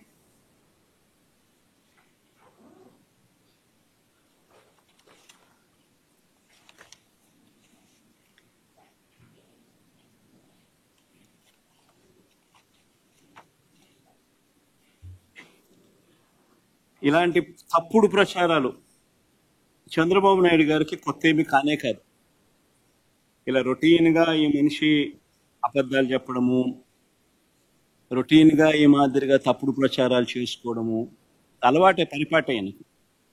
మీకు గుర్తుండే ఉంటుంది. చంద్రబాబు నాయుడు గారి అబద్ధాలు ఏ స్థాయిలో ఉంటాయని అంటే, డావోస్కి వెళ్ళినప్పుడు 2016లో రక్షణ పరికరాల ప్లాంట్ లాక్హీడ్ వచ్చేస్తుందని అన్నాడు. 2017 డావోస్కు పోయినప్పుడు విశాఖలో హై స్పీడ్ రైళ్ల కర్మాగారం అన్నాడు. హైబ్రిడ్ క్లౌడ్ వస్తుందన్నాడు. సౌదీ ఆరామ్కో వచ్చేస్తుందని కూడా అన్నాడు. 2018లో చంద్రబాబు గారు డావోస్ విన్నాడు. ఈనాడు పేపర్ క్లిప్పింగ్ చూపించా, అప్పుడు ఇంట్రెస్టింగ్గా ఉంటుంది. ఈయన ఏ రకంగా బిల్డప్ ఇస్తాడు, అబద్ధాలు ఆడతాడు అంటే నిజంగా ఇది చాలా ఇంట్రెస్టింగ్. ఇది చూడండి ఒకసారి. ఇది 2016 డావోస్. ఏపీలో రక్షణ పరికరాల ప్లాంట్ లాక్హీడ్ వస్తుంది. తర్వాత నెక్స్ట్ ఏమన్నా 2017 హై స్పీడ్ రైళ్లు, హై స్పీడ్ ఎంత ఈనాడే, నేను వేరేది ఏం చెప్పను. ఎందుకనంటే వీళ్ళంతా ఒక ముఠ, ఎంతో ఒక దొంగల ముఠ. దోచుకో పంచుకో తినుకో వీళ్ళంతా సభ్యులు. మభ్య పెట్టడం, మోసం చేయడం, అబద్ధాలు ఆడడం అందరికీ పరిపాటు. అందుకని అందరికి తెలియాలి కూడా. 2017లో హైబ్రిడ్ క్లౌడ్, ఇంతకుముందు హై స్పీడ్ రైళ్ళు అన్నాం, దాని ముందు హై స్పీడ్ రైళ్ల కర్మాగారం, తర్వాత హైబ్రిడ్ క్లౌడ్, మన సౌదీ ఆరామ్కో. రాష్ట్రానికి సౌదీ అరాంకు. ఇదంతా 2017. 2018లో చంద్రబాబు గారు డావోస్ వెళ్ళినప్పుడు రాష్ట్రానికి 150 సంస్థలు వస్తాయన్నాడు. అసలు క్వశ్చన్ మార్కులు ఏమి ఉండవు, అన్నీ దాన్ని కనీసం క్వశ్చన్ మార్కులన్నా ఉండవు. ఎక్కడైనా గమనించినా లేదో మీరు? అన్నీ కన్ఫర్మ్ న్యూస్. రాష్ట్రానికి 150 సంస్థలు, రాష్ట్రానికి ఎయిర్ బస్, ఇది ఒక్కటి కొంచెం క్వశ్చన్ మార్క్ పెట్టాడు, సంతోషం. రాష్ట్రానికి అలీబాబా క్లౌడ్ సెంటర్, అది క్వశ్చన్ మార్క్ లేదు. అలీబాబా 2019లో జనవరిలో కూడా మొన్న పోయాడు, ఎన్నికలు అయిపోక మునుపు. హ్యాపీగా ఏపీకి, రాష్ట్రానికి జెన్పాక్ట్, హ్యాపీగా ఏపీకి జెన్పాక్ట్. ఇది ఈ మాదిరిగా బిల్డప్ ఇవ్వడం చంద్రబాబు నాయుడుకి ఏమాత్రం కొత్త కాదు. అబద్ధాలు చెప్పడం, మోసం చేయడం. అసలు నాకు ఆశ్చర్యం, ఒకసారి మీ అందరికీ కూడా తెలియాల, మనందరికీ పిల్లలు ఉండరు. మన పిల్లలకు మనం ఏం చెప్తాం? అబద్ధాలు ఆడకూడదు, మోసం చేయకూడదు, మన స్వార్థం కాదు ముఖ్యము, ఎదుటివాని మంచి చేయడం ముఖ్యము, మాట తప్పకూడదు, విలువలు ఉండాలి, విశ్వసనీయతలు పెంచుకోవాలి, అలానే బ్రతకాలి అని మనం మన పిల్లలకు చెప్తాం. అవునా కదా? బడిలోకి పోతే మన టీచర్లు కూడా మన పిల్లలకి ఇదే కదా మనం చెప్పని చెప్పి వాళ్ళ టీచర్లకు కూడా బోధన చెప్తాం. ఇదేగా చెప్పేది. ఒక చంద్రబాబు నాయుడు అనే వ్యక్తి ఒక్కడు మాత్రమే తన కొడుకు దగ్గర నుంచి మొదలు పెడితే తన పార్టీలో ఉన్న ఎవరికైనా కూడా, చిన్న నాయకుల దగ్గర నుంచి పెద్ద నాయకుల దాకా చెప్పే తీరి, అబద్ధాలు చెప్పు, మోసం చేయి, మన స్వార్థమే ముఖ్యం, మన అవసరమే ముఖ్యం, మన స్వార్థం కోసం మనం ఏం చేసినా తప్పలేదు, ఏం మోసం చేసినా తప్పలేదు, అది ఇంకా ఒక ఘనకార్యం అని చెప్పి నేర్పించే వ్యక్తి ఎవరైనా ఉన్నాడు ఈ ప్రపంచంలో అంటే చంద్రబాబు ఒకడే. వెన్నుపోట్లు పొడిచినా తప్పలేదు, సొంత మామనైనా పొడిచినా తప్పేం కాదు. ఎప్పుడైనా ఏ విషయంలో అయినా ఎప్పుడైనా మాట మార్చేసేయచ్చు. ఇవన్నీ చంద్రబాబు నాయుడు నేర్పిస్తాడు. ఇవన్నీ కనిపిస్తూ ఉన్నాయి ఈరోజు మన రాష్ట్ర ప్రజలకు అందరికీ కూడా. ఈరోజు మొట్టమొదటిసారిగా రాష్ట్రానికి సంబంధించిన పరిస్థితి ఎలా ఉంది అంటే, చంద్రబాబు నాయుడు గారు అనే వ్యక్తి మీద ఎంత నమ్మకం సన్నగిల్లిందంటే, ఈ పెద్ద మనిషి డావోస్కి చూస్తే కనీసం ఒక్క ఎంఓయూ కూడా జరగలేదు అని అంటే, కనీసం ఒక్క ఎంఓయూ కూడా చేసుకోలేకపోయాడు అని అంటే, రాష్ట్రానికి సంబంధించిన పలుకుబడి చంద్రబాబు నాయుడు గారి మీద ఉన్న అభిప్రాయం ఎలాంటిది అని చెప్పి చెప్పడానికి ఇది నిదర్శనం. పెట్టుబడి పెడతామని జిందాల్ లాంటి సంస్థ వస్తే ఎవరైనా రెడ్ కార్పెట్ వేసి వెల్కమ్ చేస్తారు. ఈయనేం చేసినాడు? వాళ్ళపై కేసులు పెట్టి వాళ్ళ రెప్యుటేషన్ను నాశనం చేసి వాళ్ళని భయపెట్టి వాళ్ళని వెళ్ళగొట్టినాడు. ఇదే చంద్రబాబు సమక్షంలో వాళ్ళు మహారాష్ట్రతో ఎంఓయూ చేసుకున్నారు. జిందాల్ వాళ్ళు డావోస్లోనే, అక్కడ వేరే చోట కూడా కాదు.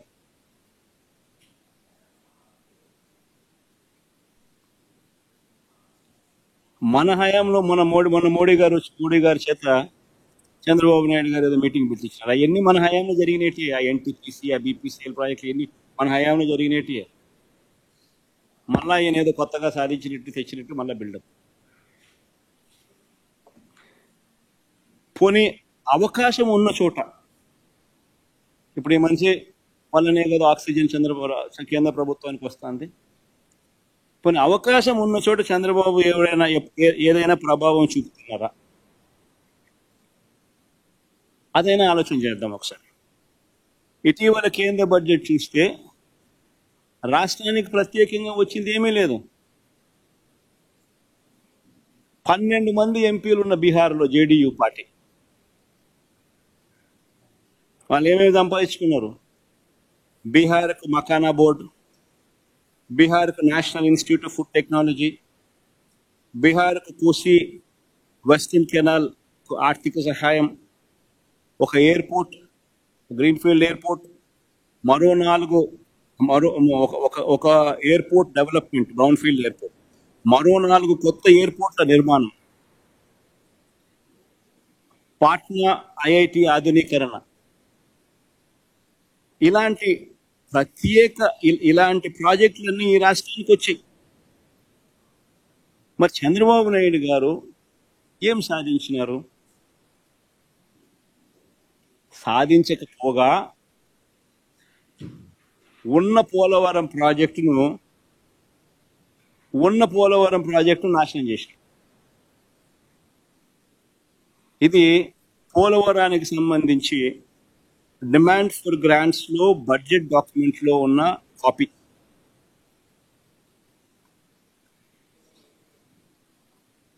పోలవరం ప్రాజెక్టును and balance central grant for the project limited to 12,157 crores కానీ ఫుల్ స్టాప్ పెట్టింది. Revised cost for completion of the Polavaram irrigation project with water storage up to 41.15 meters అది కట్టడి చేసేస్తాడు. Provision is for construction of a dam and canal system for accruing the envisaged benefit of development of new ICAT, stabilization of existing ICAT, providing drinking water facilities to village and district of Andhra Pradesh. The proposal is for revised cost of 30,436 crores for completion of Polavaram irrigation project with water storage up to 41.15 meters and 45.7 ఎగిరిపోయింది. Minimum drawdown level and balance central grant for the project limited to 12,157 crores. దీని అర్థం ఏంది? మన ఆయన గడ్డి తింటాడా, మళ్ళీ ఏం తింటాడా? ఈ మాదిరిగా కేంద్ర బడ్జెట్ డాక్యుమెంట్ లో బ్యాలెన్స్ 12,157 కోట్లు మాత్రమే ఇస్తాము, ప్రాజెక్ట్ ఎత్తు 41.15కి కన్ఫైన్ చేస్తున్నాము అని వాళ్ళు చెప్తా ఉంటే అది ఎట్ట చెప్పనిచ్చినాడు? అది ఎలా చెప్పనిచ్చినాడు?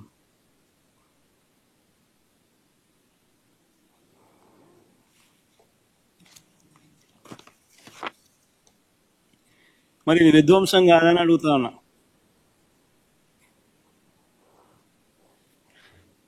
దేశవ్యాప్తంగా వచ్చే 5 ఏళ్లలో 75,000 మెడికల్ సీట్లు పెంచుతాము, అందులో 10,000 మెడికల్ సీట్లు మేము ఈ సంవత్సరం ఇస్తాము అని చెప్పి కేంద్ర ప్రభుత్వం చెప్తా ఉంటే, చంద్రబాబు నాయుడు గారు మాత్రం కేంద్రం మెడికల్ సీట్లు ఇస్తామని అంటే వద్దని రిటర్న్ లెటర్ వాళ్ళకి రాసి వద్దని వెనక్కి చెప్తా ఉంటే, చెప్పిన రాష్ట్రం ఒక ఆంధ్రప్రదేశ్ మాత్రమే అంటే మరి ఈ మనిషి ఏం సాధిస్తా ఉన్నాడు?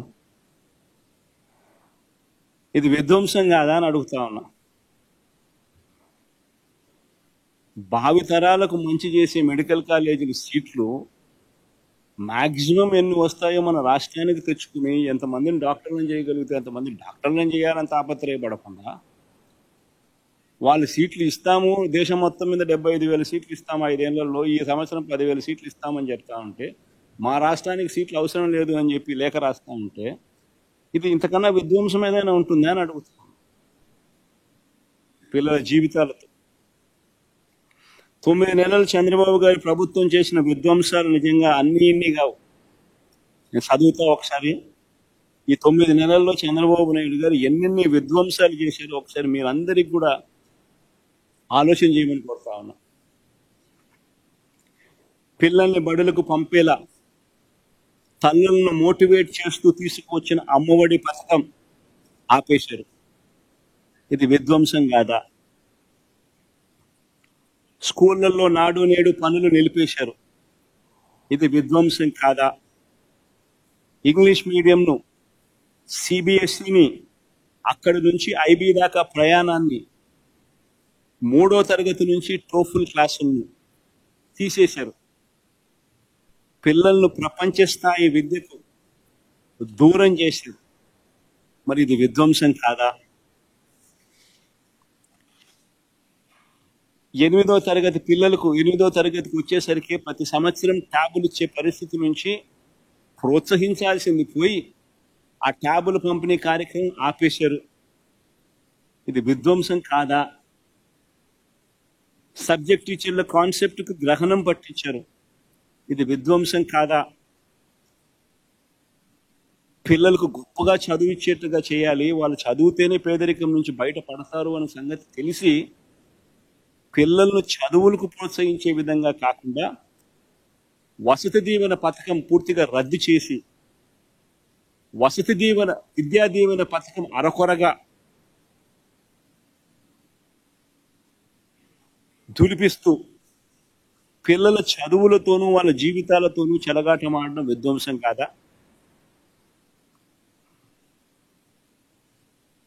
చంద్రబాబు నాయుడు గారు ఇవ్వాల్సిన పథకాలు ఇవ్వకపోగా ఉన్న పథకాలను ఎత్తేసాడు. ఇది ప్రజల జీవితాలతో చెలగాటం కాదా? ఇది విధ్వంసం కాదా? ఆరోగ్యశ్రీ ఊపిరి తీసేశారు. ఆరోగ్య ఆసరా కనపడకుండా చేశాడు. ఈరోజు పేదవాడు ఆంధ్ర రాష్ట్రంలో ఏదైనా అప్పుల పాలు కాకుండా వైద్యం చేయించుకునే లేని పరిస్థితిలోకి చంద్రబాబు నాయుడు గారు తీసుకొచ్చాడు. ఇది విధ్వంసం కాదా? రైతు భరోసా నిలిపివేసి రైతులతో ఆడుకోవడం విధ్వంసం కాదా? సున్నా వడ్డీ తీసేయడం విధ్వంసం కాదా? ఉచిత క్రాప్ ఇన్సూరెన్స్ పథకం రద్దు చేయడం విధ్వంసం కాదా? రైతుల్ని నాశనం చేస్తూ ఆర్బీకే వ్యవస్థను నిర్వీర్యం చేయడం విధ్వంసం కాదా? ఈ క్రాప్ విధానాన్ని రద్దు చేయడం విధ్వంసం కాదా? అక్క చెల్లెమ్మలు సైతం చేయూత, ఈబీసీ నేస్తం, కాపు నేస్తం, సున్నా వడ్డీ, అమూల్ ఇటువంటి పథకాలతో చెయ్యి పట్టుకుని నడిపిస్తా ఉన్న పరిస్థితి నుంచి, ఆసరా ఇటువంటి పథకాలతో చెయ్యి పట్టుకుని నడిపిస్తా ఉన్న పరిస్థితుల నుంచి ఆ పథకాలన్నింటినీ రద్దు చేయడం అక్క చెల్లెమ్మల జీవితాలలో విధ్వంసం కాదా? పేదవాడిని తోడుగా నిలుస్తూ పేదవాడికి తోడుగా ఉంటూ నేతన్న నేస్తం, మత్స్యకార భరోసా, చేదోడు, తోడు, వాహనమిత్ర ఇవన్నీ కూడా నిలిపివేసి బలహీన వర్గాలకు తీరని ద్రోహం చేయడం విధ్వంసం కాదా?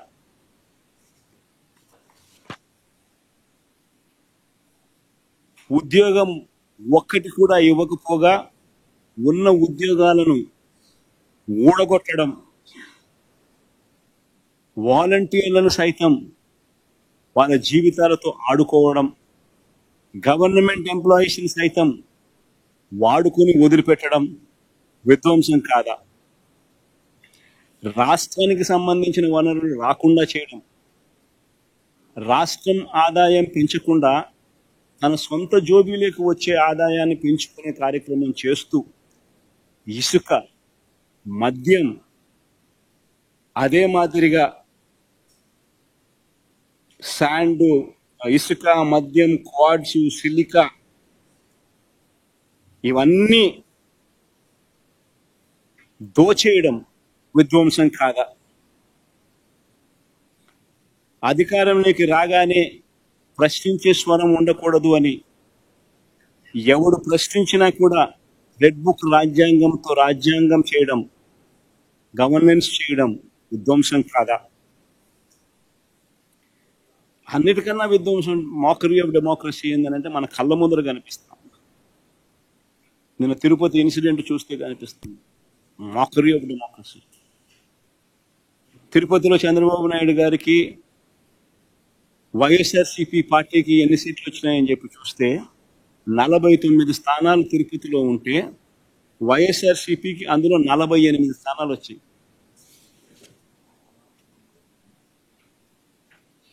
ఈ స్లైడ్ కూడా వేయగలిగితే వేయడమ్మా ఆ టేబుల్. 48 స్థానాలు ఉంటే తిరుపతి మున్సిపాలిటీలో వైఎస్ఆర్సీపీకి ప్రజలు ఓట్లు వేసినప్పుడు ప్రజలు ఇచ్చిన స్థానాలు ఎన్ని అని అంటే 48 స్థానాలు. టీడీపీకి ప్రజలు ఇచ్చిన స్థానాలు ఎన్ని అని అంటే 1 స్థానం. ఇది ఎన్నికలు అయిపోయిన తర్వాత 3 సంవత్సరాల తర్వాత జరిగిన ఎన్నికలు. ప్రజలు 49 స్థానాలు తిరుపతిలో ఉంటే 48 స్థానాలు వైసీపీకి ఇస్తే టీడీపీకి 1 స్థానం ఇస్తే వీళ్ళు చేసింది ఏంది?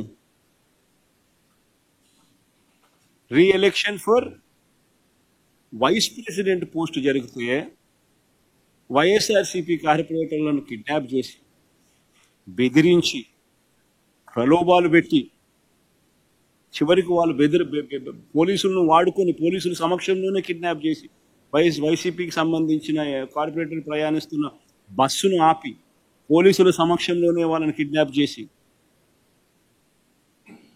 ఓటు హక్కు ఉన్న ఎమ్మెల్సీని సైతం కిడ్నాప్ చేసి చివరికి వాళ్ళు వైస్ ప్రెసిడెంట్ కింద గెలుచుకున్నట్టుగా డిక్లేర్ చేసుకున్నారు. 49 స్థానాల్లో 1 స్థానం నీకు వచ్చి 48 స్థానాలు వైసీపీకి వస్తే అసలు నీకు ఆ బై ఎలక్షన్లో నీకు జరిగిన ఈ ఎన్నుకునే ఎన్నికల్లో వైస్ ప్రెసిడెంట్గా నువ్వు ఎలా నీకు సంఖ్యాబలం లేనప్పుడు నువ్వు ఏ రకంగా ఎన్నుకోబడతావు? Mockery of democracy. ఏలూరు కార్పొరేషన్లో 50 ఉంటే 47 ప్రజలు వైఎస్ఆర్సీపీ తరఫున వాళ్ళ వైఎస్ఆర్సీపీ బీఫామ్ మీద గెలిచిన స్థానాలు. ఇది తెలుగుదేశం పార్టీ బీఫామ్ మీద తెలుగుదేశం పార్టీకి ఓట్లు వేసిన ప్రజలు ఇచ్చిన స్థానాలు. ఏలూరు కార్పొరేషన్ 50 ఉంటే 47 వైసీపీ, టీడీపీకి 3. నెల్లూరు కార్పొరేషన్లో వైఎస్ఆర్సీపీకి 54 ఉంటే 54 టీడీపీకి 0. హిందూపురం మున్సిపాలిటీ సిగ్గుండాల, మన చంద్రబాబు నాయుడు బాగుమడదు అక్కడ, దాన్ని ఏదో గొప్పగా సాధించినట్టుగా చూపిస్తున్నారు. 38 స్థానాలకు ప్రజలు 29 స్థానాలు వైసీపీకి ఓటు వేసి కార్పొరేటర్లుగా ఎన్నుకుంటే తెలుగుదేశం పార్టీకి వచ్చింది 6. కానీ ఈరోజు వాళ్ళు చైర్మన్గా వాళ్ళ మనిషిని ఎన్నుకున్నారని చెప్పి డిక్లేర్ చేసుకుంటా ఉన్నారు. పాలకొండ నగర పంచాయతీ 20 ఉంటే 17 వైసీపీకి, టీడీపీకి 3. ఆడ ఎన్నిక జరగదు. ఎందుకనంటే వైసీపీ వాళ్ళకు మెజారిటీ ఉంది, వాళ్ళు తెలుగుదేశం వాళ్ళు కిడ్నాపులు చేయలేకపోయినారు, ప్రలోభ పెట్టలేకపోయినారు, కాబట్టి ఎలక్షన్ పోస్ట్పోన్. కోరం లేదని. తుని మున్సిపాలిటీ 30కి 30 వైసీపీని, తెలుగుదేశం పార్టీకి 0. ఆడ ఎన్నిక పోస్ట్పోన్. ఎందుకు పోస్ట్పోన్మెంటో నాకే తెలియదు. లా అండ్ ఆర్డర్ సిచ్యువేషన్ అంటే అందుకని పోస్ట్పోన్ అంట. 1 స్థానం కూడా నువ్వు గెలవలే. నువ్వు ఏ రకంగా పార్టీలో నువ్వు వైస్ ప్రెసిడెంట్ కానీ ప్రెసిడెంట్ కానీ చైర్మన్గా ఎట్లా తీసుకుంటావో నాకే తెలియదు. పిడుగురాళ్ళ మున్సిపాలిటీ 33కి 33 వైసీపీ, తెలుగుదేశం 0. ఏడ పోస్ట్పోన్ అంట. కోరం లేదని పోస్ట్పోన్. ఎందుకు పోస్ట్పోన్? నూజివీడు 32కి 25 వైసీపీ, 7 మాత్రమే టీడీపీ. దీన్ని కూడా పరిస్థితి ఇదే. బుచ్చిరెడ్డిపాలెం 20కి 18 వైసీపీ, 2 టీడీపీ. నందిగామ మున్సిపాలిటీ 20కి 13 వైఎస్ఆర్సీపీ, 6 టీడీపీ. నందిగామలో లిటరల్గా మంత్రి పోయి కార్పొరేటర్ల ఇంటికి పోయి బెదిరిస్తా ఉన్నాడు. ఓటింగ్కి వస్తే చంపేస్తామని బెదిరిస్తా ఉన్నాడు. పోలీసుల సమక్షంలో మంత్రి పోయి ఇళ్ళకు పోయి చేస్తా ఉన్నాడు. ఈ మాదిరిగా ప్రజాస్వామ్యాన్ని అధికారంలో ఉన్న వాళ్ళు ప్రొటెక్ట్ చేయాల్సింది పోయి కూనీ చేస్తూ ఉంటే అసలు ఎందుకు ఎన్నికలు జరపాలి? మీరే డిక్లేర్ చేసేసుకోండి, రాదు మున్సిపల్ చైర్మన్ మీరే అని చెప్పి డిక్లేర్ చేసేసుకోండి, అయిపోయింది కదా, సులభం కదా.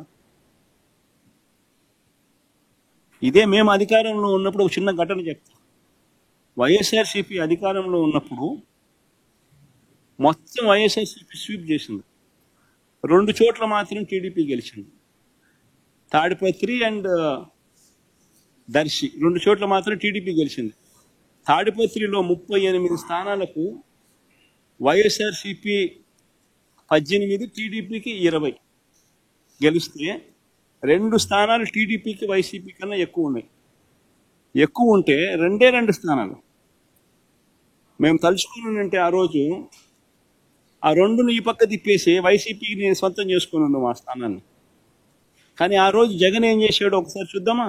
ఆ రోజు తెలుగుదేశం పార్టీ ఇన్ఛార్జ్ జగన్ గురించి ఏం మాట్లాడాడో ఒకసారి ప్లే చేద్దాం. ముఖ్యమంత్రి ఏం తప్పు లేదు. ఇది CM, Andhra Pradesh, I'm part of it. ఇప్పుడు మాకు వాళ్ళు వైరే ఉండే తిరుగుతుండొచ్చు, కానీ as a chairman I can meet anybody. I can't meet Jagan. నా TV5 నమ్మకం, ఎందుకంటే వాళ్ళ నానే నన్ను పొగిడాడు. ఆయనకు తెలుసు, నేను కూడా తెలుసు. Definitely help me.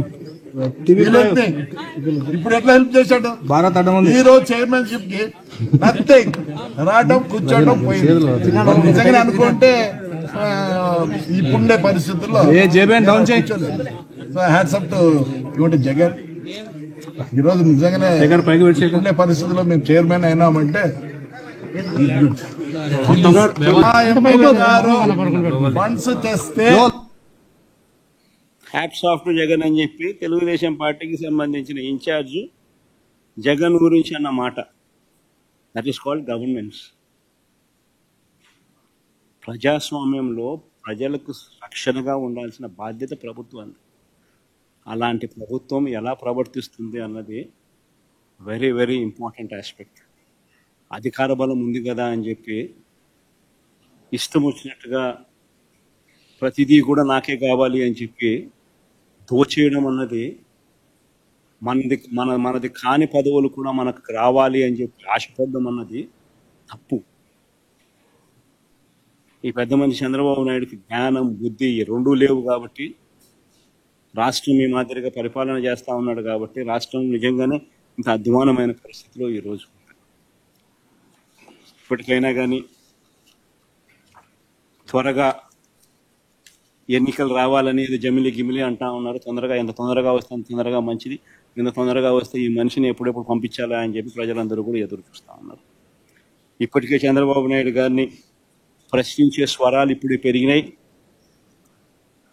రాబోయే రోజుల్లో చంద్రబాబు నాయుడు గారిని చొక్కా పట్టుకునే రోజులు కూడా దగ్గరలోకి వస్తాయి. రాబోయే రోజుల్లో ఆ తర్వాత వీళ్ళను తరిమి కొట్టే రోజులు కూడా దగ్గరలోనే ఉంది. వీళ్ళు చేసే పరిపాలనను చూసి ప్రజలు ఆ లెవెల్లో వెక్స్ అయిపోయి ఉన్న పరిస్థితులు ఈరోజు రాష్ట్రంలో ఉన్నాయి. అంత దారుణంగా ఈరోజు రాష్ట్రంలో పరిపాలన సాగిస్తూ ఉన్నారు. రాష్ట్రంలో పెట్టుబడులకు సంబంధించి తెలుగుదేశంలో వ్యవహారం బయటైంది. హైదరాబాద్ కానీ చెన్నై లాంటి బెంగళూరు లాంటి పట్టణాలు రాష్ట్రం లేవు కాబట్టి అమరావతిని శక్తి నిర్మిస్తున్నాం. తర్వాత పెట్టుబడుల వాతావరణం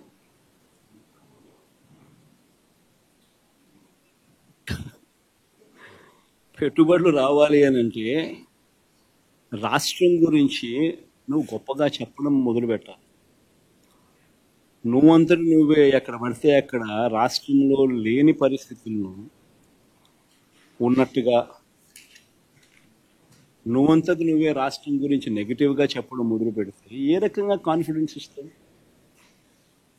డావోస్ దగ్గర నుంచి నీతి ఆయోగ్ దాకా ఈయన స్టేట్మెంట్లు ఏ ఇన్నా చూడండి, రాష్ట్రంలో లేని పరిస్థితులు ఉన్నట్టుగా ఈయనంతటి ఈయనే ఇంప్రెషన్ ఇస్తూ ప్లస్ పరిశ్రమలను అట్రాక్ట్ చేసే విధంగా ఈయన ఏ చర్య తీసుకుంటా ఉన్నాడు? జిందాలలో వస్తే వాళ్ళ మీద కేసులు పెడతా ఉన్నాడు, భయపడిస్తా ఉన్నాడు, వాళ్ళని భయభ్రాంతులను చేసి పంపించినాడు. వాళ్ళు 10 మందికి చెప్పరా? జిందాల్ లాంటి వానికే ఈ పరిస్థితి ఉంటే వాడు 10 మందికి వాళ్ళు 10 మందికి చెప్పరా? వాళ్ళు రాష్ట్రంలో ఏ రకమైన పరిపాలన చేసినారు, చంద్రబాబు నాయుడు అనే వ్యక్తి ఎలాంటి వాడు అని. మన అలాంటి భయానక వాతావరణం రాష్ట్రంలో ఉన్నప్పుడు ఏ పరిశ్రమలైనా ఎందుకు వస్తాయి?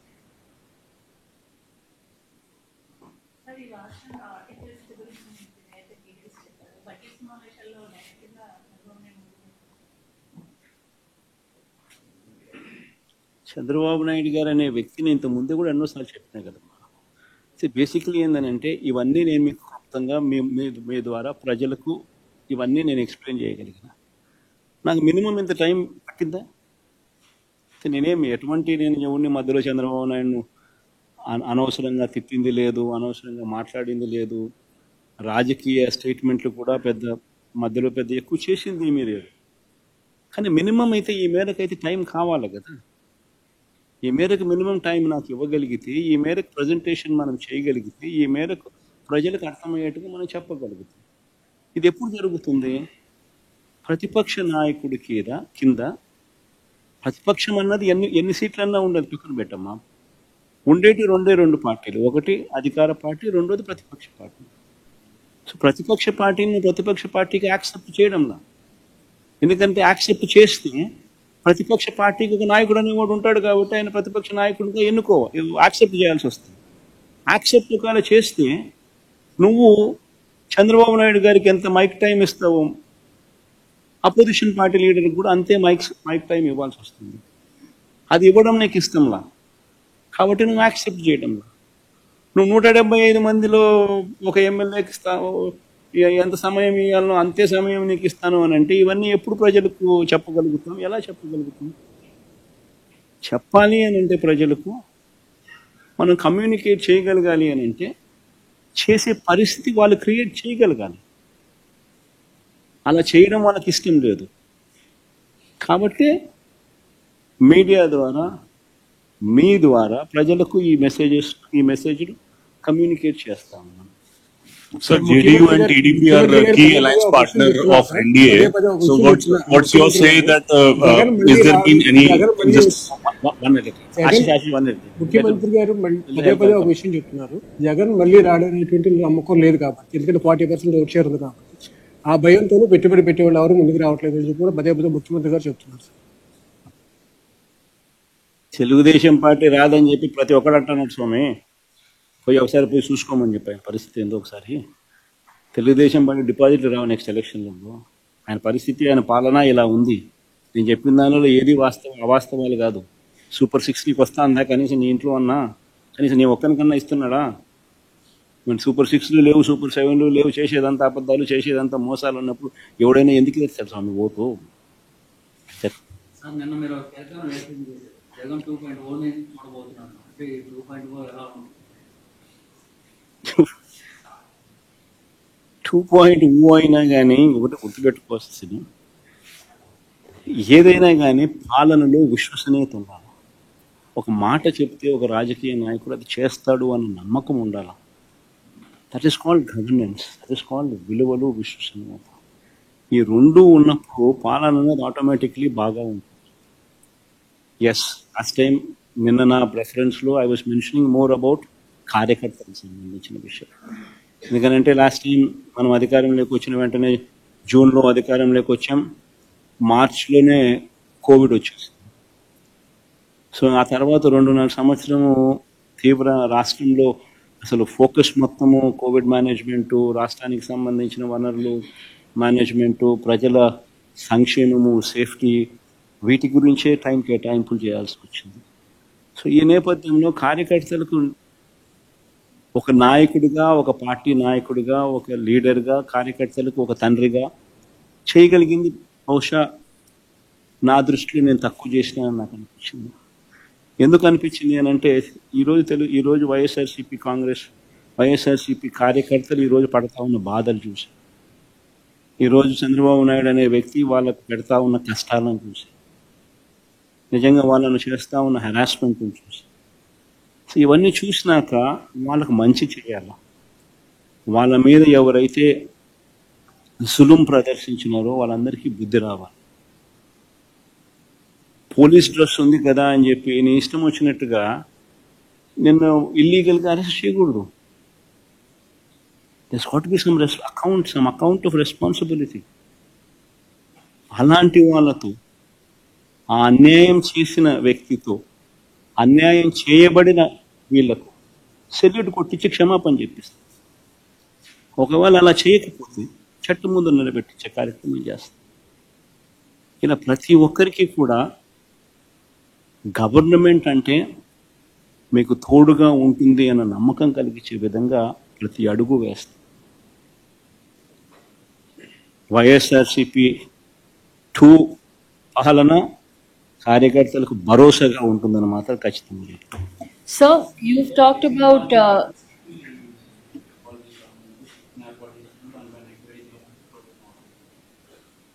అసలు ఆశ్చర్యకరమించే విషయం ఇది. నేను నిన్న ఈనాడు పేపర్లో రాస్తే ఐటమ్స్ చూసిన నాకు నిజంగా ఆశ్చర్యం అనిపించింది. ఒక మనిషిని ఏ రకంగా ఇరికిచ్చాలని తాపత్రయపడతా ఉన్నాను. అసలు మిథున్ పెద్దిరెడ్డి మిథున పెద్దారెడ్డి కొడుకు మిథున అది రాసింది కదా ఈనాడు వాడు రాసింది. పెద్దారెడ్డి కొడుకు మిథున పెద్దారెడ్డి కొడుకు మిథున అని చెప్పి రాసింది. సరే, మిథున్కి ఏం సంబంధం? ఆయన పార్లమెంట్ లోక్సభ ఫ్లోర్ లీడర్. వాళ్ళ నాయనది ఏ పోర్ట్ఫోలియో? వాళ్ళ నాయనది ఏ పోర్ట్ఫోలియో? మన ఆయనకి ఇక్కడికి ఏం సంబంధం? ఇష్టం వచ్చినట్టుగా ఇరికేయడం. ఆడేడో ఇంకోడో కసిరెడ్డి రాజా ఎవరో పేరు చెప్పారు. ఆయనాడు రాసి ఎవడైనా ఆయనకు ఏం సంబంధం? మద్యానికి ఏం సంబంధం?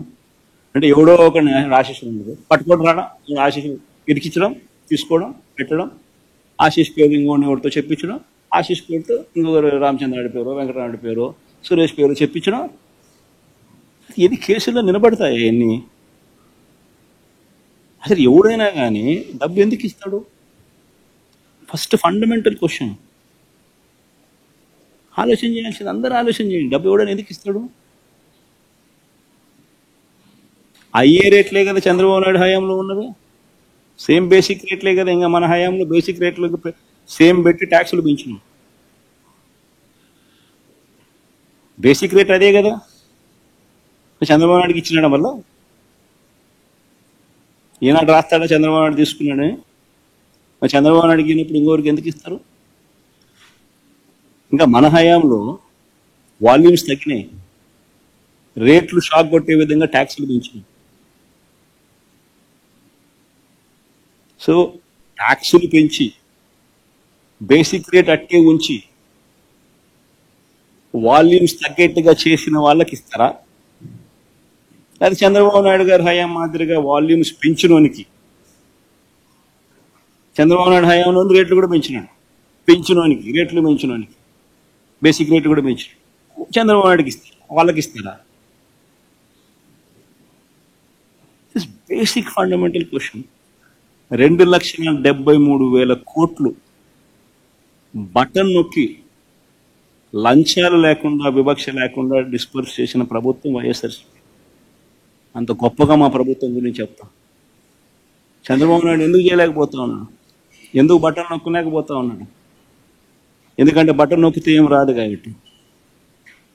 అందుకే నేను బటన్ నొక్కలేకపోతున్నాను. డబ్బు మీద వ్యామోహం లేదు కాబట్టి, పేరు మీద కాంక్ష ఉంది కాబట్టి, చరిత్రలో నిలబడిపోవాలన్న తపన ఉంది కాబట్టి, ప్రతి ఇంట్లో నా ఫోటో ఉండాలన్న ఆరాటం ఉంది కాబట్టి 2,73,000 కోట్ల రూపాయలు బటన్ నొక్కిన డీబీటీ. లంచం లేని పాలన ఎక్కడైనా జరిగింది అంటే వైఎస్ఆర్సీపీ ప్రభుత్వ హయాంలో అని చెప్పి గర్వంగా గొప్పగా కూడా చెప్పగలం.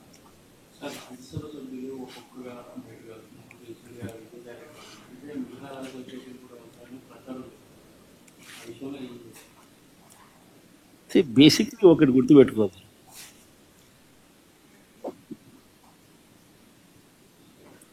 పదకొండు మంది మాకు రాజ్యసభ సభ్యులు ఉన్నారు. పోయిన వాళ్ళు ఎంత? 3 పోయినారు. సాయిరెడ్డితో కలుపుకుంటూ 4. బేసిక్లీ పోయే ప్రతి ఒక్కరికి కూడా నేను ఒకటే మాటే చెప్తా, రాజకీయాలలో ఉన్నప్పుడు క్యారెక్టర్, క్రెడిబిలిటీ అనే పదానికి అర్థం తీసుకున్నాను. రాజకీయాలలో ఉన్నప్పుడు కాలర్ ఎగరేసుకుని చెప్పాలి, ఫలానోడు మా నాయకుడు అని. అది ముఖ్యమంత్రి అయినా సరే, ఎమ్మెల్యే, ఎంపీ అలాంటి ఆయనైనా సరే, ఎమ్మెల్యే అయినా ఇలాంటి అయినా సరే, ఎవరి గురించి అయినా కానీ ఇట్లా గొప్పగా చెప్తాం.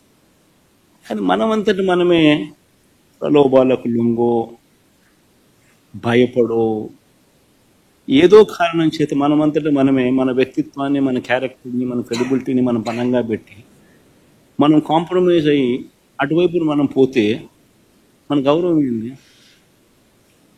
మన వాల్యూ ఏంది? మన క్యారెక్టర్ ఏంది? మన క్రెడిబిలిటీ ఏంది? ఈ ప్రతి ఒక్కరూ రాజకీయాల్లో ఉన్నప్పుడు ఆలోచన చేసుకో. ఈ కష్టం అనేది ఎల్లకాలం ఉండదు. డెమోక్రసీ అంటేనే 5 years. మ్యాక్సిమం నీకున్న కష్టకాలం 5 years. 5 years if you can just hold on, then your time will come. One should always have the patience, always have the character and credibility within ourselves to stand up. అది సాయిరెడ్డికైనా అంతే, పోయిన 3 ఎంపీలకైనా అంతే. ఒకవేళ నువ్వు చెప్తా అన్నట్టు ఇంకా ఒకడో అరో ఇంకా పోయే కార్యక్రమం జరిగితే వాళ్ళకైనా ఇంతే. ఒకటి చెప్తా ఉన్నా, వైఎస్ఆర్సీపీ ఈరోజు ఉంది అని అంటే అది వీళ్ళందరి వల్ల లేదు. వైఎస్ఆర్సీపీ ఈరోజు ఉంది అని అంటే దేవుడి దయ, ప్రజల ఆశీస్సుల వల్ల వైఎస్ఆర్సీపీ ఈరోజు ఉంది. ఒక లీడర్గా మనం ప్రవర్తించే తీరు తలెత్తుకునే విధంగా ఉండేట్టుగా ఎప్పటికీ ఉంటే ప్రజలు ఎప్పుడూ ఆశీర్వదిస్తారు. Simultaneous polls happening anytime soon, and what prospects do you see if You have seen this, the regime of TDP in these 9 months. I've given a detailed presentation. Do you think anybody would vote for him? I'd appreciate if you would vote for him. Sir, you've talked about how Jagan 1.0 and what all has done. Jagan 2.0 is what you're pitching. Yesterday, Andhra Pradesh IT Minister Nara Lokesh says 1.0, we saw the results public gave to Jagan. What do you expect 2.0 to come out of? Your response on this? It's exactly. I mean, whatever I had spoken to you, whatever I had spoken to, was yesterday telecasted. The message was also very clearly told, but very clearly communicated yesterday. So the most important thing is, I had given a detailed presentation today, and you have been a witness to that presentation. Now you tell me whether it is Lokesh or whether it is Chandrababu Naidu or whether it is Pawan Kalyan or Yallaya or Punnaya. Why would anybody vote for you? People would only vote for you only when you stand up to your word. Only when you fulfill what you have spoken in your own manifesto. You have given a word to the people. You have communicated that you will do so many things to people. You have spoken about Super 6, you have spoken about Super 7. Now, if you were to not deliver whatever you had spoken, would it not be treated as betrayal by the people? And if such betrayal is done by somebody, and yet that somebody has the audacity to speak these words that you have just spoken, and I only say it's only mere arrogance.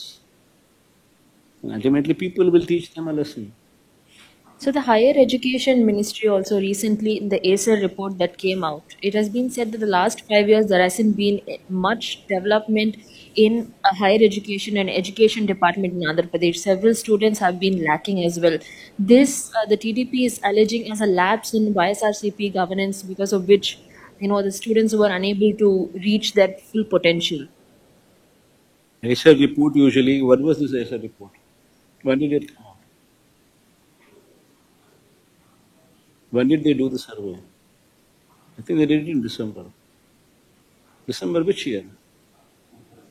2024. Then, from June to December, is it not good enough period for somebody to ruin the education system? You should ask yourself the same question. What I just spoke about, what I just spoke about some time back, you have successfully ruined the TOEFL classes, which was a part of your education curriculum. From the 3rd class itself, as a period it was given to the children. You have removed it. You have successfully removed English medium. You have successfully removed CBSE. You have successfully stopped Nadu Nedu. You have successfully stopped the distribution of tabs. When you yourself, successfully since June till now, have successfully been doing all these things, and if somebody were to come to your classrooms in December, after successfully ruining everything what has been put forth on a platter, then obviously what would the outcome be? See, all these things are all manipulative figures. So BJP is making allegations that during your regime, central schemes funds were transferred to the welfare schemes which were on your name for your own promotion. What's your say on that? Yes, you cannot do that, Ashish. You can't do that. In fact, if you're part of governance, you would yourself know that nobody has the authority to divert any such central government funds from one scheme to another scheme. You can't do it. Within 21 days, if you were to not restore the balance, there is going to be a penal amount what the central government would charge. And not only that, further funds will be stopped. So that being the case, nobody can do whatever you're trying to say that somebody has done. It cannot happen that way. No diversion of funds can take place. In fact, this system came into existence during the last 5 years itself. Seeing what Chandrababu Naidu has done. One last question. JDU and TDP are key alliance partner of NDA, and hence Bihar has got quite a lot in the bucket during the union budget. Andhra did not. So what's your say on that? Do you think it's injustice? That's exactly what I spoke about. No? See, Chandrababu Naidu does not have the sincerity to prevail upon central government to get whatever the state is due. That is the problem with Chandrababu Naidu. Whereas Nitish Kumar has more of such sincerity within him, and he is ensuring that his state benefits. See, until unless you ask, nobody is going to give. This man never asks anything. This man doesn't even, one will not even, one would be surprised. I seriously don't understand why he is in power. Neither is he bothered about the promises that he made during the election campaign, neither is he bothered about the manifesto that he has given, neither is he bothered about doing something to the poor, doing something good to the poor. He's least bothered about anything.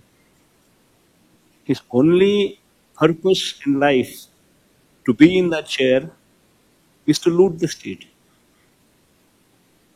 That is what we've been seeing in these 9 months. Whether I like it or not, this is the reality which has been displayed in these 9 months. All these facts that I have just put forth, nothing out of heartburn. These are all plain facts that I have presented right in front of your eyes. None of these facts that I have presented, not even one single aspect is a lie. You can go through the entire data. So are you implying that BJP is taking Chandrababu Naidu for granted? So who is taking whom for granted, I do not know. But you should ask Chandrababu Naidu this question, not me, no. Assembly సమావేశాలు చేశారు కూడా బహిష్కరిస్తున్నారు. Assembly సమావేశాలు అన్నది మనం బహిష్కరిస్తున్నామనే దానికన్నా you should ask the speaker why is he not responding to the court. స్పీకర్ని అడగాలి. వాళ్ళు హోదా కోర్టు సమన్స్ ఇచ్చింది. కోర్టు స్పీకర్ను రెస్పాండ్ కమ్మని చెప్పింది. ఎందుకు రెస్పాండ్ కాడన్నా? రెస్పాండ్ అయినారు అని అంటే సమాధానం చెప్పాలి కదా. సమాధానం నువ్వు చెప్పాల్సి వస్తుంది, ఇవ్వాల్సి వస్తుంది. కనీసం మీ ఎమ్మెల్యేలు అయినా వెళ్ళి స్పీకర్ ఇదే క్వశ్చన్ అడగచ్చు కదా మీరు. ఒకటి గుర్తుపెట్టుకోవాల్సింది, మనం ప్రతిపక్షంలో ఉన్నాం. మన డ్యూటీ ఏంది? ప్రజలకు మెసేజ్ కమ్యూనికేట్ చేయడం. నీ ద్వారా కమ్యూనికేట్ చేసినా ఈ మాదిరిగా సిన్సియర్గా, ఈ మాదిరిగా ఫ్యాక్ట్స్ అన్ని చెప్తూ, ఈ మాదిరిగా ప్రజెంటేషన్ చేస్తూ ప్రజలకు సత్యాలు చెప్పడం మోస్ట్ ఇంపార్టెంట్ థింగ్. ఇప్పుడు ఇవన్నీ లైవ్ టెలికాస్ట్ జరుగుతూ ఉన్నాయి. సమాధానం చెప్పండి వాళ్ళను. That is what people want. నువ్వు నేను ఎదురుగా గుద్దుకోవాల్సిన పనులా, కొట్టుకోవాల్సిన పనులా, కుస్తీ పడాల్సిన పనులా, ఎదురుగా ఉండాల్సిన పనులా నేను నీకు చెప్పినా నువ్వు చెప్పు, సమాధానం చెప్పు. వాళ్ళు వీటి మీద మాట్లాడట్లేదు. మీరు ఏవైతే అంటున్నారో అవన్నీ జగన్ గత ప్రభుత్వంలో తప్పులు చేయడం వల్ల ఇప్పుడు అదే చెప్పేది. ఎందుకంటే వాళ్ళు చేయాలని లేదు. చేయాలని లేనప్పుడు కనీసం సిన్సియారిటీ టు అపాలజైజ్ లేదు. నువ్వు చేయాలని ఫస్ట్ ఇప్పుడు చేయలేని పరిస్థితి అని చెప్పి తెలిసి సాధ్యం కాని హామీలు నువ్వు ఇచ్చావు. సాధ్యం కాదని తెలిసి నువ్వు హామీలు ఇచ్చావు. సో నువ్వు మొట్టమొదటి రోజు నుంచే మోసం చేయడానికి నువ్వు అడుగులు ముందుకేసావు. మోసం అని చెప్పి ఏ రోజు అయితే నువ్వు బయటికి ఫేస్ చేయాల్సి వచ్చినప్పుడు ఆ మోసం చేసినందుకు నేను సారీ అని కూడా నువ్వు చెప్పలేకపోతా ఉన్నావు. ఆ చెప్పి చిత్తశుద్ధి సిన్సియారిటీ కూడా నీలో లేదు. దాంట్లో కూడా నువ్వు ఇతరుల మీద ఏలెత్తి చూపించి ఎందుకు నేను చేయలేకపోతున్నాను అని చెప్పి జస్టిఫై చేసే కార్యక్రమం చేస్తా ఉన్నావు. సో దాని అర్థం ఏంది? నీకు సోల్ లేదు. You do not have the heart of the soul. What is very important for a politician. రాజకీయ నాయకుడికి మంచి మనసు ఉండాలి. మంచి మనసు ఉంటే ప్రజలు బాగుపడతారు. అసెంబ్లీకి రాకపోతే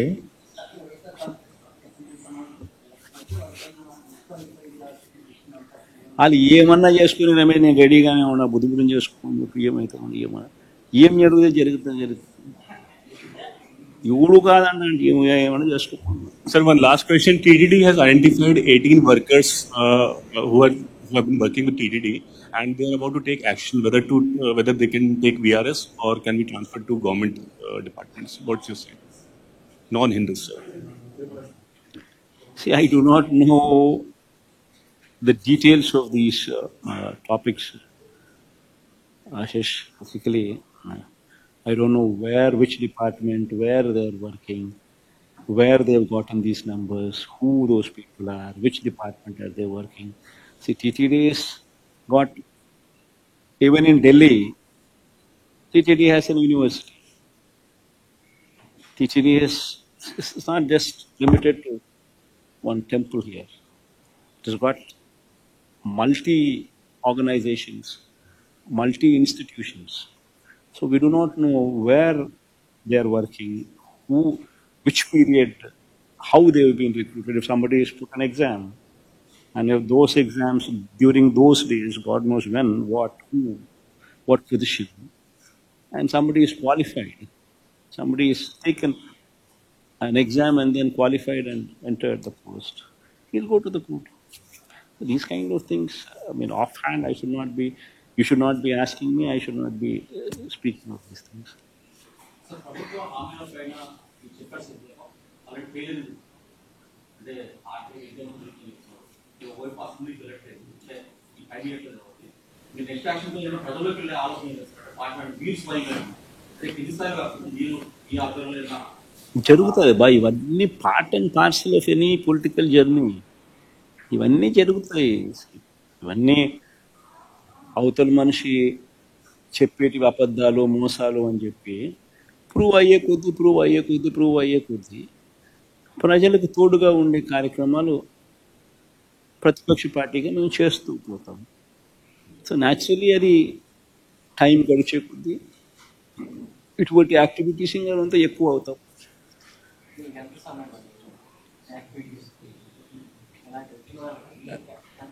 అదే జిల్లాల పర్యటన అన్నారు కదా, జరుగుతుంది. బాగా చాలా టైం ఉంది దానికి.